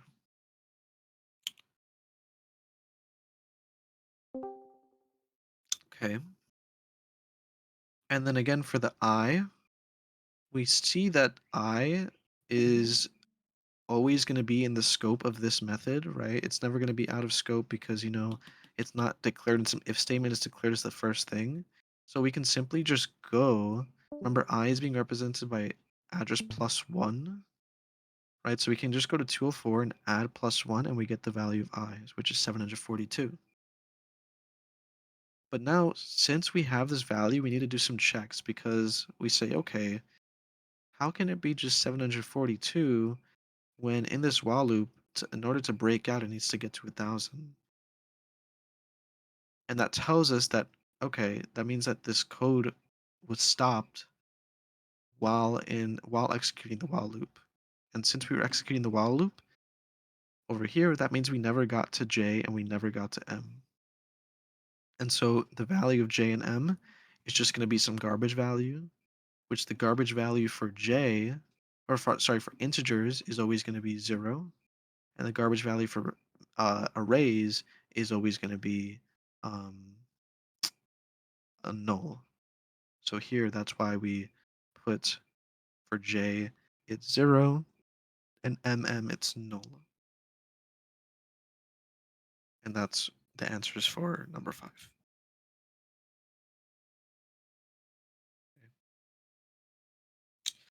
Need a Waxman curve? I fucking wish. Has he ever curved before? Like, does he even do a curve? I don't know. No curves. That's crazy. Yeah, He said it day 1 of class. No curves. that's crazy. Right. So that's number 5. Now, number 6 says which method called the executing method. Okay. Now, to find that, remember, if we go to the currently executing method stack frame, which is at address 204, we can find the instruction that we need to return to, right? That's stored at -1 or offset -1. That instruction is 568. Okay. So we're going to go to instruction 568 and figure out what method this is in. We already deduced that 503 is in write out, so 568 also has to be in write out. So the answer to 6 is write out. And that's number 6. And you can see that we're in write out, but what called write out is also write out. And that's because if you go to write out, you can see that write out also calls write out. So that's why. But anyways. Then it said, okay, which method called the caller? Which is kind of cut off, but that says caller. So which method called the caller? To find that, we just need to go to the caller stack frame, which is stored at offset 0. We have a dynamic link between our currently executing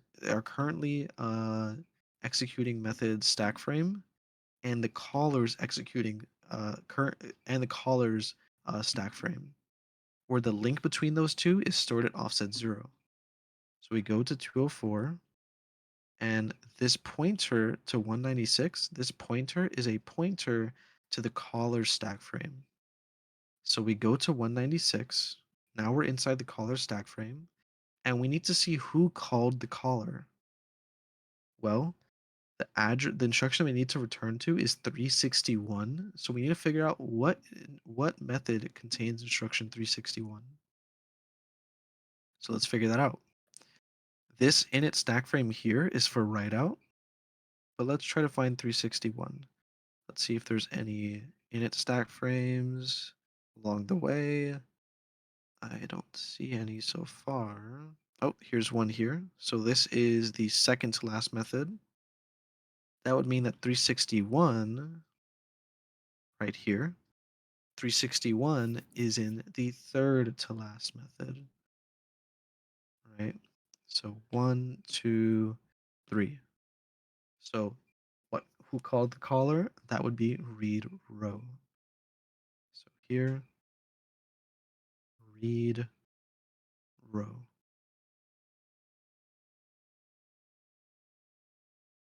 Okay. And then it gets even deeper. It says which method called the caller's caller and which method called that method. Right, so we just have to go even deeper and deeper. So for that, remember, we need to go to 204, right? Now to get the caller of 204, we go to 196. And to get the caller of this method, we need to go to 189. Okay, so now we're at 189. And at 189, to figure out who called this, we need to go to instruction 473. So let's go to 473. Right here, 473. And remember, the init stack frame of the last method was right here, which would mean that 473 is in the second to last method. So our first answer would be transpose, because transpose is the second to last method. And that's the answer for which method called the caller's caller. But now it says, okay, and which method called that method? So we have to go back to the stack frame for transpose. We do that by going to, it was 204 to 196, then 196 to 189, and then 189 to 179. Remember, 189 represents, oh no, 473. Okay, yeah. Now we have to go to 179. 179 represents transpose's stack frame, right? So now we're in transpose, and we need to see, okay, this instruction 199, which method is this one in? So 199, let's check. 199 can be found right here. And you can see this is where it got called, right? It needs to return to 199 over here. So let's see, are there any init stack frames before 199? None here. None here. And then none here. So since there's no init stack frames, the only init stack frame is the first init stack frame. That would mean that this instruction is in main. So the answer to this part would be main. Okay. So number 8 is transpose main. Then number 9 states what are the addresses of main's local variables h and j? Okay. This is pretty simple. Remember, local variables h and j, we need to remember this is for main. So we need to see, okay, what is h and j at? H is at +6 and j is at +7, right? And so what we need to do is remember that main was at stack frame, well, transpose was at stack frame 179 right here, right? That would mean that main is this one because main is the one that called, um, sorry, yeah, main is the one that called transpose. So now we have to go to 165. Now we're in 165. And you know that we're in main because main is represented by its offset 0 is supposed to be pointer to 20,000. Okay. What's that offset 0 for main? The pointer to 20,000, that's always what's going to be in it for main. Now we have to see, okay, what's at offset 6 and what's at offset 7? So 1, 2, 3, 4, 5, 6, 7. We see we have address 171 and address 172.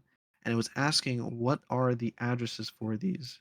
So H is going to be address 171 and J is going to be address 172 because again 1, 2, 3, 4, 5, 6. So +6 and +7.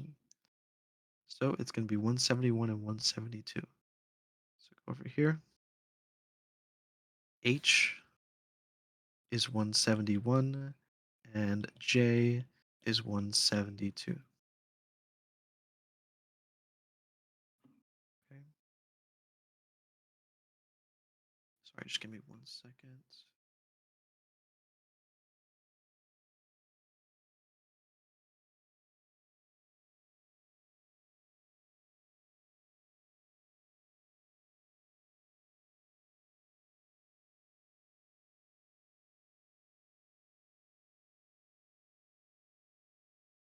Okay.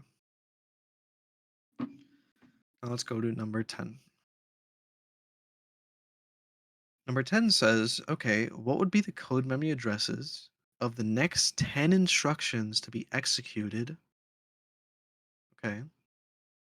Remember, PC stores the next code address that we must run. And that next code address was 503. So the first of that 10 is going to be 503. Okay. But now we must see, okay, what are going to be the next 9? Okay.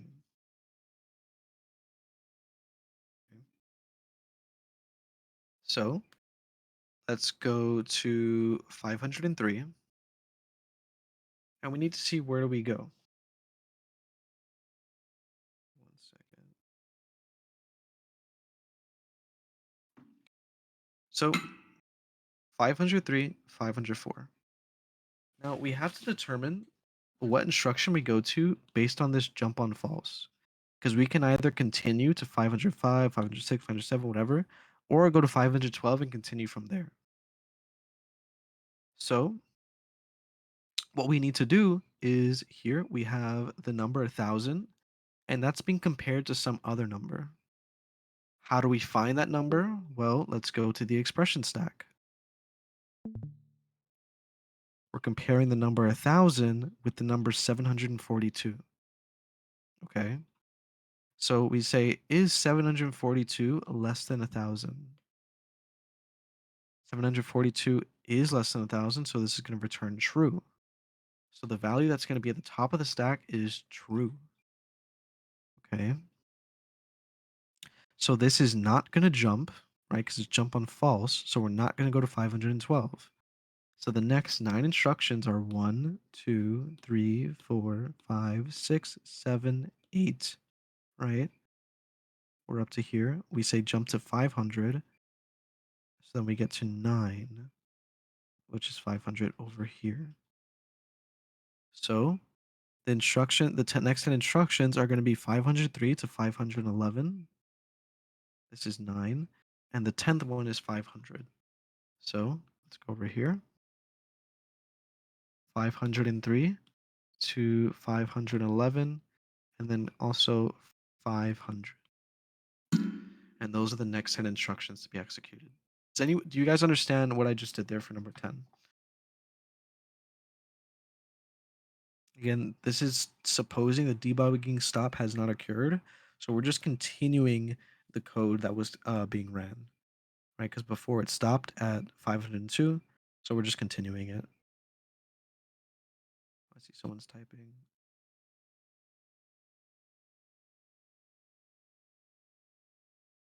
That is why we're supposed to learn this on our own. Yep. Yep. I have 3 other finals this week, 1 on Tuesday and 2 on Wednesday. I just spent the entire weekend learning this. All right. So let's do number 11. Number 11 says, what output, if any, would be produced by the execution of these instructions, which it's actually spoiling it. But basically what you need to do is go through the instructions 503 to 511 and then 500 and see if there is any print statements. So let's go to 503 to 511.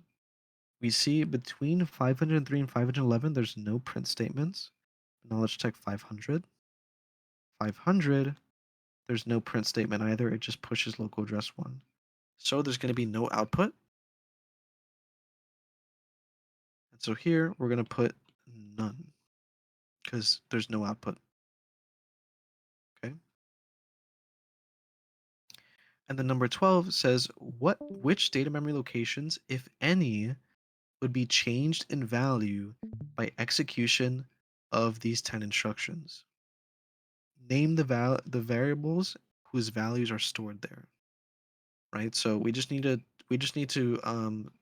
signify what's being changed. So let's go to 503. These aren't too bad. We just need to look for any place where we see a save to address. Where do we see one? Boom, right here. Let's Hello? see what's I can't happening. hear you. Can you hear me? Hello? Hello? Can you guys hear me? Yeah, I can hear you. I think she's probably having connection issues. Okay. All right. So we need to see, okay, what's being saved and where's it being saved to, right? So we see that we are pushing a local address, that we're pushing a local address again and loading from it, pushing the number 1 and adding, right? So you see that we're just incrementing a variable by 1 and saving it to that address. That address is local address 1. So we're going to go to write out and see what's at local address 1. That is the variable I. Okay. Olivia, people are still able to hear me. People can hear Now me. it's back. Oh, okay, you're good. Okay. All right. So we know that the variable is I. So we're going to write I. But it also says which data memory locations. So to find that, remember we're going to go to 204. That's the current stack. And we're going to go to offset 1, which is 205. So the data memory address is 205 for I. So I'm going to go over here and say variable I, which is address 205. Okay. And that's number 12. Then number 13, it says write down what the PC, FP, ASP, and ESP registers would contain after execution of the first 3 of the above 10 instructions. So the easiest one to do here is the PC, right? So for the PC, again, it's just going to be the next instruction that needs to be executed. And the next instruction is the one after 500. So PC is 501. That was easy, right? And then we need to know FP and ASP. Since we didn't go to any other methods, like we didn't call another method, we're not inside another method, so our stack frame never changed. So FP and ASP are going to remain the same.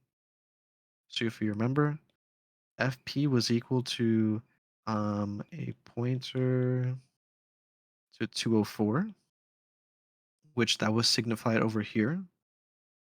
Remember, don't just write 204, you write pointer to 204. Right? FP is a pointer to 204, and ASP was a pointer to 208. So I'm going to go back, and ASP is a pointer to 208. But now we need to know the ESP. Remember, ESP is just the number of elements on the stack. Okay. So I'm going to go back to the expression stack, and we see that ESP was 2 because there was 2 elements on the stack, right? ESP is equal to 2. Now, after the execution of the 10 instructions, we have to see, okay, how many elements are still in the stack? Well, let's go back to 503. Oh, We wait. know... I think you misread the question. What do you mean? It's supposed to be what's the value after like the first 3 instructions, not all 10. Oh, sorry, yeah. Not all of them, just 3. Okay, sorry, my fault. Yeah, So then PC wouldn't be... PC Yeah. would be... need fucking sleep. So first three, that's just gonna be 1, 2, 1, 2, 3. So PC is gonna be 506. Apologies. Okay, 506. And now for the ESP, again, none of these also need to change, but for ESP, we need to see, okay, how many elements are still on the stack? So we're going to go to 503. Remember, at 503, there's 2 elements on the stack, but LT pops both of them and pushes the result of less than for them. So right now, after executing 503, there's only going to be 1 element on the stack. Okay. Then 504, jump on false, pops that element and checks it. So now, after 504, there's no elements on the stack. Then 505, this is the third instruction, it pushes local address 1. Right? So there's 1 element on the stack. So right now, after doing this, ESP is 1. That was the only 3 instructions, so ESP is going to be 1. So I'm going to go back over here. And I'm going to say ESP is equal to 1. Okay. Then it also states write down the value or values of the expression stack j for 0 is less than or equal to j is less than ESP. Since since the expression stack only has 1 value on it, we just need to write down that 1 value. So it's going to be expression stack of 0 is equal to, and we need to figure out what that is. Remember, instruction 5, we pushed local address 1. Local address 1 is stored at address 205. So we're going to, expression stack is going to contain a pointer to 205. Right? So here, pointer to 205. And that's it for question 13. Okay. Only 2 more questions left. Wait, I forgot. Why is FP and ASP the same? FP and ASP is the same because we didn't jump into another method. Remember, FP represents the currently executing method stack frame offset 0, and ASP represents the the address that's right outside of the stack frame, right? Okay. But since the stack frame never changed, FP and ASP also won't change. Right? But if we call it another method, like call state method or call stat method, stop method, and we did something else with it, then FP and ASP would have changed. Which he'd be pretty mean to give a question like that, but yeah. Okay. And here it says when the currently executing method activation returns to its caller, what will PC, FP, and ASP be? So this is where it changes. Remember, the instruction that we need to return to is stored at offset -1 in our stack frame. So when we're returning, we need to set PC equal to that. So let's go to our stack frame, which is at 204. And we see that that instruction is 568, right? Because 204 is offset 0, 203 is offset -1. So that's instruction 568. So PC, we need to set that equal to 568. So let's go here. PC is equal to 568. Okay. But then now we have to figure out FP and ASP. Now, FP, remember that the method that we need to return to, like the stack frame that we need to return to, or offset 0 that we need to return to, is stored at offset 0 of our current stack frame, which is at 204. So FP needs to be set to pointer to 196. So if I go back, FP is equal to, sorry, FP is equal to pointer to 196. And then finally, ASP, we need to figure out, okay, what's it going to be? Well, remember that what called our, sorry, hold on. When the currently executing method's activation returns to its caller, what will the PC, FP, and ASP return to? Okay. So remember that over here, what method called the executing method is write out, right? So write out, we need to see how many local variables are in write out so we can figure out the ASP. Well, write out contains 3, okay? So the ASP is going to be equal to the address of the FP plus 3 and plus 1 because it's the address right after it. And so FP is 196, so ASP is going to be a pointer to 196 plus 3, so 199, plus 1, so that's 200. And that would be the answer to question 14. Okay? Does everyone understand what I did for question 14? Does anyone have any questions about what I did for question 14? What? Can you explain why you add 3 again?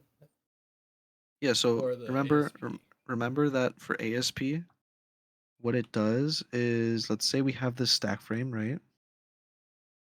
And this is at offset 0. ASP is going to be with the address that's directly after the last local variable, right? So to find the ASP, what we can do is grab the address of offset 0, add the number of local variables, and then plus 1. That'll get us right outside. And that'll be the ASP. And it's the local variable to write out. To write out, right? So we said write out has 3 local variables. So we did the FP plus 3 and then plus 1. And why was it write out? Because it was the It was, method that called. yeah, if you check here, which method called the executing method, it was write out. So that's why we knew that we were going to be returning to write out.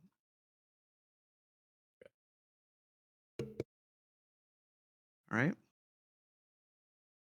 And then question 15, this is the last one. After this one, we'll move on to another topic. I think we'll move on to maybe some Lisp stuff or something. I'm not too sure. But for question 15, it says it wants you to answer questions 10 to 12 and 13 with the assumption that the less than instruction changed to a greater than or equal to instruction. Which, if you remember, before it was 742 is less than 1,000, but now we're changing it to 732 is greater than or equal to 1,000. And then we had to jump on false instruction. So it says, okay, we want to see what will be the next 10 code memory addresses. Remember how I said before? First one is obviously going to be 503 because that's the first one we need to do. Let's go to 503. And here, this part here, remember the LT is going to return false. So we're going to jump to 512. Let's go to 512, and we see we need to count the next 9. So 1, 2, 3, 4, 5, 6, 7, 8, 9. Right here. So the instructions that are going to execute are 503 and then 512 to 520. Oh, no, sorry, 503, 504, and then 512 to, hold on, I messed up. Hold on. 1, 2, 512, so then 8, 1, 2, 3, 4, 5, 6, 7, 8. So it's going to be 503 to 504, and then 512 to 519. So I go back here. We need to put the 504 and then 512 to 519. And that would be the answer for the next 10 instructions to be executed. And number 11, it states, okay, what output, if any, would be produced by execution of these instructions? So execution of 503, 504, and then 512 to 519. Remember, we're just checking for print statements. So let's go to 503 to 504. There's no print statements here, so we don't have to worry about that. We're going to check 512 to 519. We see we have a write int and we have a write lnop. Okay. And so we see what's being printed. We're pushing the static address 1, loading from the address, printing it, and then we're also printing a new line. So we have to check what is that static address 1. Well, let's go check. If we go to static address 1, right here, we see it's the value 1. So what's being printed is the number 1 and then a new line. So I'm going to say 1 and then a new line.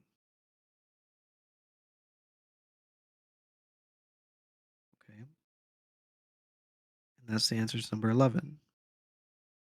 Then number 12, it says, which data memory locations, if any, would be changed in value by execution of the 10 instructions? Meaning we have to go through the 10 instructions, 503 to 504 and 512 to 519, and we have to see if there's any save to address instructions.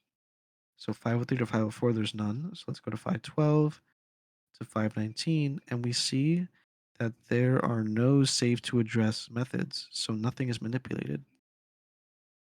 And so for that one, we would put for number 12, none. Right, because number 12 is just asking which data memory locations are changed in value, but there is none. And then question 13. Question 13 states, write down what the PC, FP, and ASP and ESP registers would contain after execution of the first 3 above 10 instructions. Remember, we are not going to a different method, so FP and ASP are going to be the same. So FP is a pointer to 204. ASP is a pointer to 208. Okay. And what's going to change is the PC and the ESP. So let's go to 503 and we need to check what's going to happen for the first 3 instructions. This boom, boom, this jumps to 512. We execute 512, so the next instruction to be executed is 513. So PC is going to be 513. So let's go here. PC is equal to 513. Now we have to figure out what the ESP is. So let's go back to 503. Remember, less than pops off. Ooh, less than pop. Sorry. Remember, we're changing it to greater than for this question. So greater than pops off 742 and pops off 1000, right? And pushes the value of that expression to the stack. So right now, after this, ESP is equal to 1, and the top of the stack either has 1 or 0. In this case, it has 1 because we changed it to greater than or equal to. Then jump on false. That pops that value and evaluates it. So now there's nothing on the stack and ESP is 1, and we go to 512. 512 pushes static address 1, right? And that's the last 3 instructions. So ESP is 1. So I'm going to go over here. And ESP is equal to 1. But then it also says write down the value or values of the expression stack. There's only one value, and that's at expression stack 0.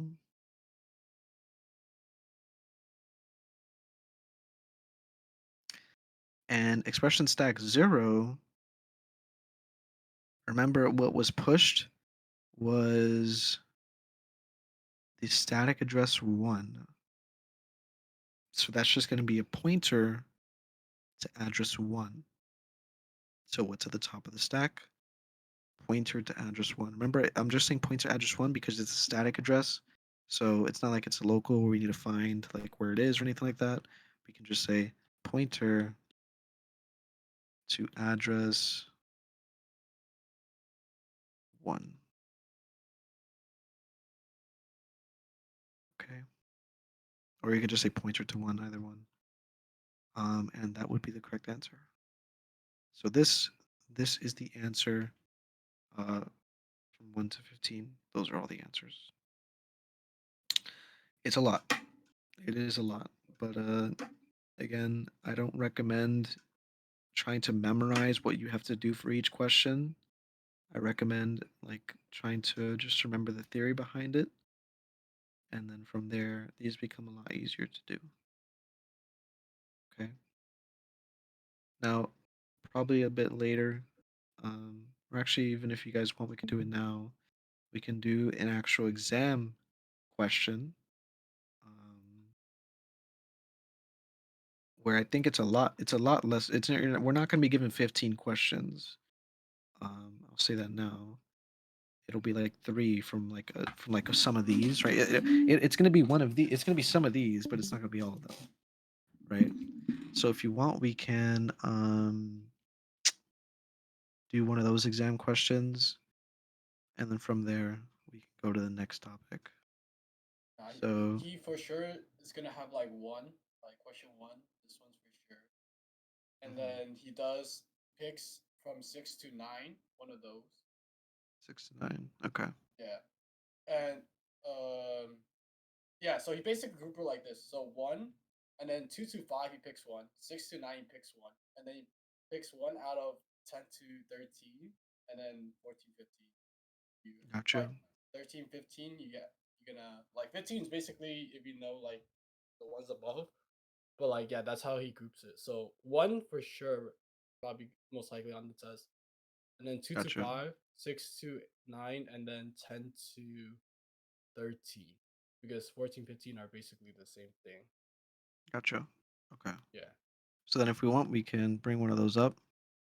Um, I will leave this one for you guys to do on your own, so just so you have some practice that you can Yeah, do. yeah. But we can go over one of the exam ones. So let me bring that up. I'll put an extra page.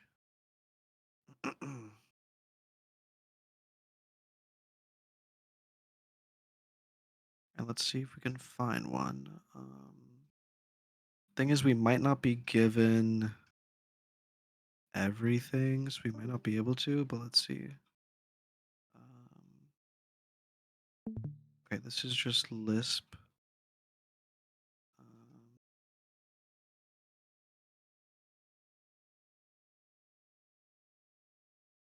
I can't see anything.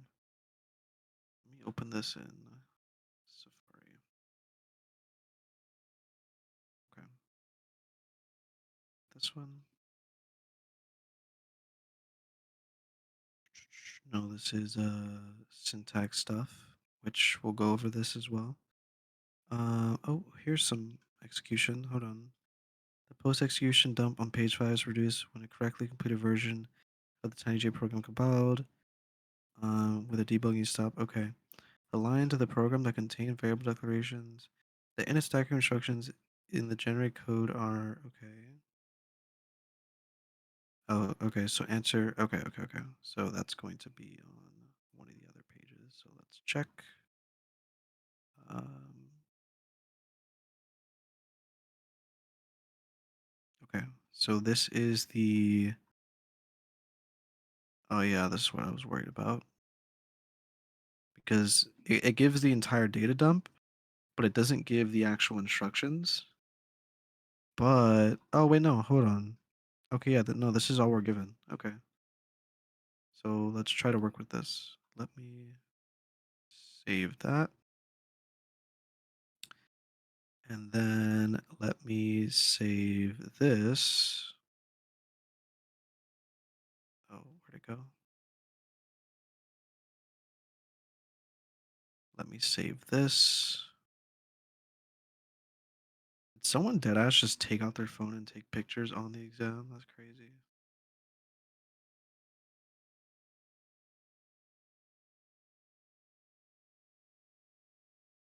Okay.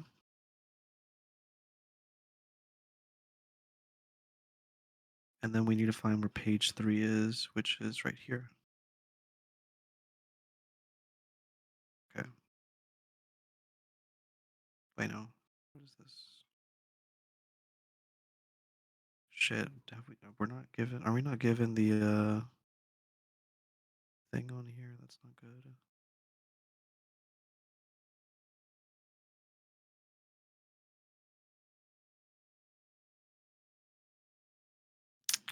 Damn. Okay. Looks like we weren't given. Yeah, looks like we weren't given it, so I don't think we can do a example. But maybe we can do some stuff given this. So let me. Fuck, where am I? Okay. Right, maybe we can do some stuff given this. So let me go like that.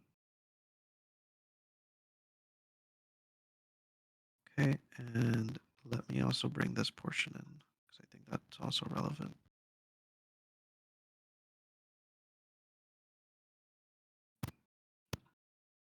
All right. So we are given the stack frame instructions, but for some reason we don't have the picture of the actual code. But let's see what we can do. We know that main, okay, main here is at stack frame, is at instruction 4. The second address is, second method is at 356. Third is at 433. And fourth is at 568. Okay. And I'm just going to kind of quiz you guys here to kind of see your level of understanding of what we're doing here. So, okay. Pointer to 44. Yeah, okay. So, we are in instruction 486 right now. Right? That's what we're running right now. So, given that we're in instruction 486, what method are we in right now? Are we in method 1, method 2, method 3, or method 4? Method 3. We're in method 3, right? Because method 3 starts at 33 and ends at at 567. So we are in method 3 right now. Okay. All right. And since the FP is at address 42 and the ASP is at address 52, how many local variables does method 3 have?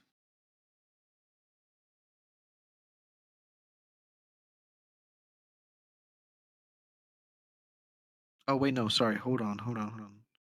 I'm tripping. Give me a second. I'm saying some random shit. Last execution executed 485. Oh, wait, no. Okay, no. Never mind, never mind. I was bugging for a second. Okay. Last instruction to be executed 485, so next one was 46. Okay.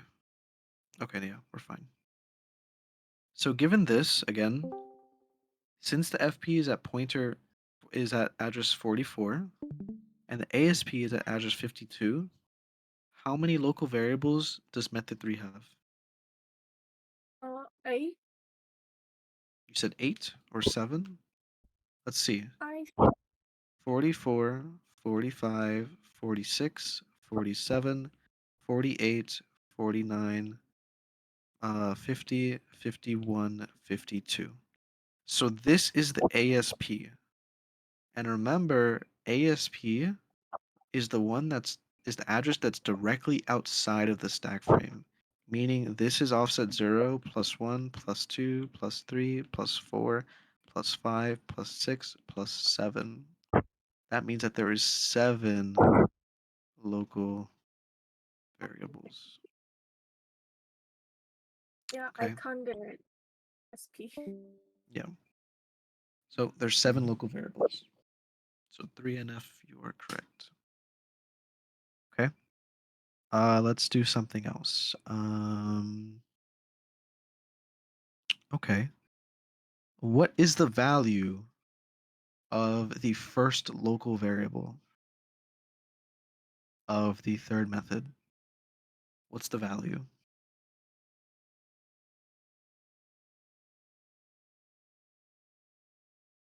Oh, the next 244 is 0. Yep, so 0. And like Oh, Bryce said, 0, right? Because this is plus 1, so the local variable contains 0. mhm. Okay. Now, another example, what is the value of the last what is the value inside the last parameter of the third method? That's primary. Let me see. Minus 1, minus 2. Uh, 15? No, Sorry? minus 15. Minus 15. It wouldn't be minus 15. That would be the second to last parameter. Oh, the last one. Yeah. So it would be Uh, hold on. I'm not sure. Should it be and they like the parameter should be start from 39 or of like 40? oh no, so How do I but know? I meant by like the last parameter, I mean like the one that's all the way in that's all the way on the right, in the Oh, parentheses. So meaning what's at -2, offset -2. mm.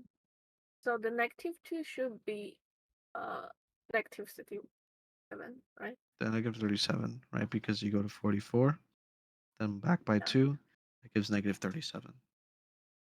Okay. Another one.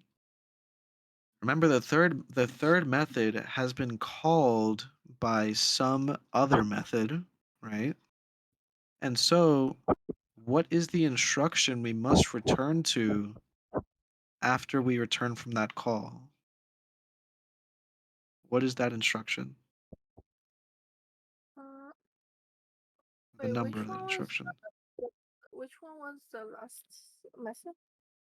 What's the Sorry? local address? What's the local address of the last one?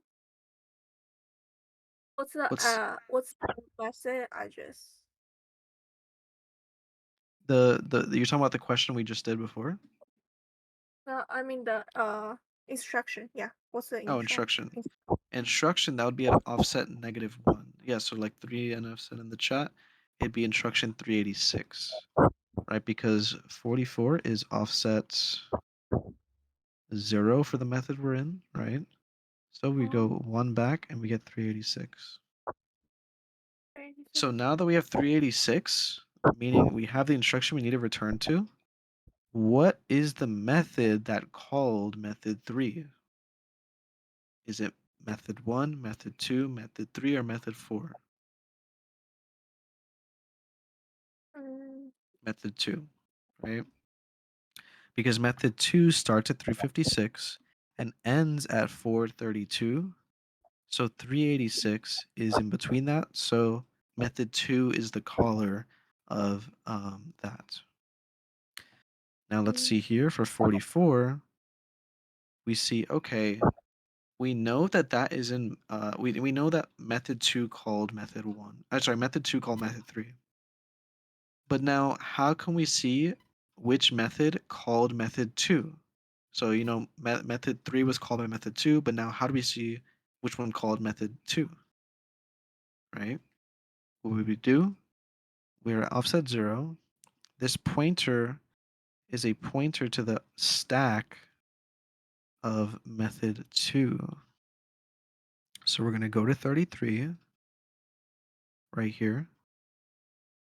and we get to see, okay, the instruction we must return to when finishing method 2 is 592. So given that, which method called method 2? The last one.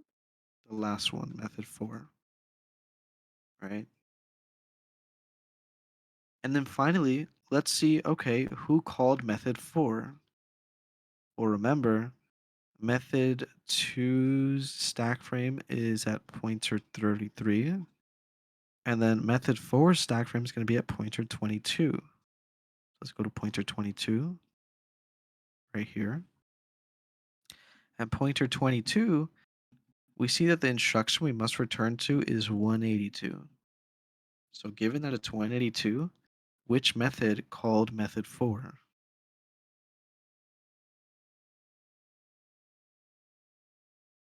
The first one. First one, method 1. Okay. And finally, what is the data memory address of main? Well, to find that, we first need to know, okay, so main is the first method, right? We know that method 4 called method 2. Sorry, method 4, no, main called method 4, sorry, which was over here, 182. Now, to get a link to main's stack frame, that is at offset 0 of method 4, so pointer to 5. So let's go to pointer to 5, and we see, oh, pointer to 5 contains a pointer to 20,000, which means that that is main. So the address for main is pointer to address 5. And that is a pointer to offset 0 for main. Okay. Can't you just look at the init stack frame since that tells you the number of local variables, or is that not always the case? Not too sure what you mean. Here it just says 11. That doesn't really tell us much. Like if we want to find the memory for the second method or the third method, how do we find that? Like the address of it. Like the data address, like how you find the main How we found method. main. Yeah. So remember, we are in the we are in the third method right now. So to find the data memory address of method 2, right? Remember method 2 called uh method 3. We know that from here. So we know that's going to be at pointer 33. So that is 30. Oh, this is like moving around for some reason. This is going to be pointer 33, right? So it's going to be at, so method 2 is going to be at address 30. What did I say? Yeah, 33. And then method 4, that's going to be at address 22, which is over here. For the first ever question you asked about FP44 and ASP52, well, yeah, I mean, yeah, you could. That's what you would have to do. Where remember we are in a stack frame here. So here to get the local addresses, we can either just use ASP, or we can just use init stack frame here, which that gave 7. You could do that too. But I'm just trying to show you that between FP and ASP, that's where the local variables are stored. That's something you have to remember.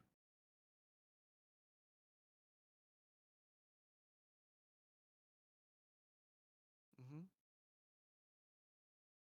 Okay. I can't really think of any other questions to ask here. Let me think.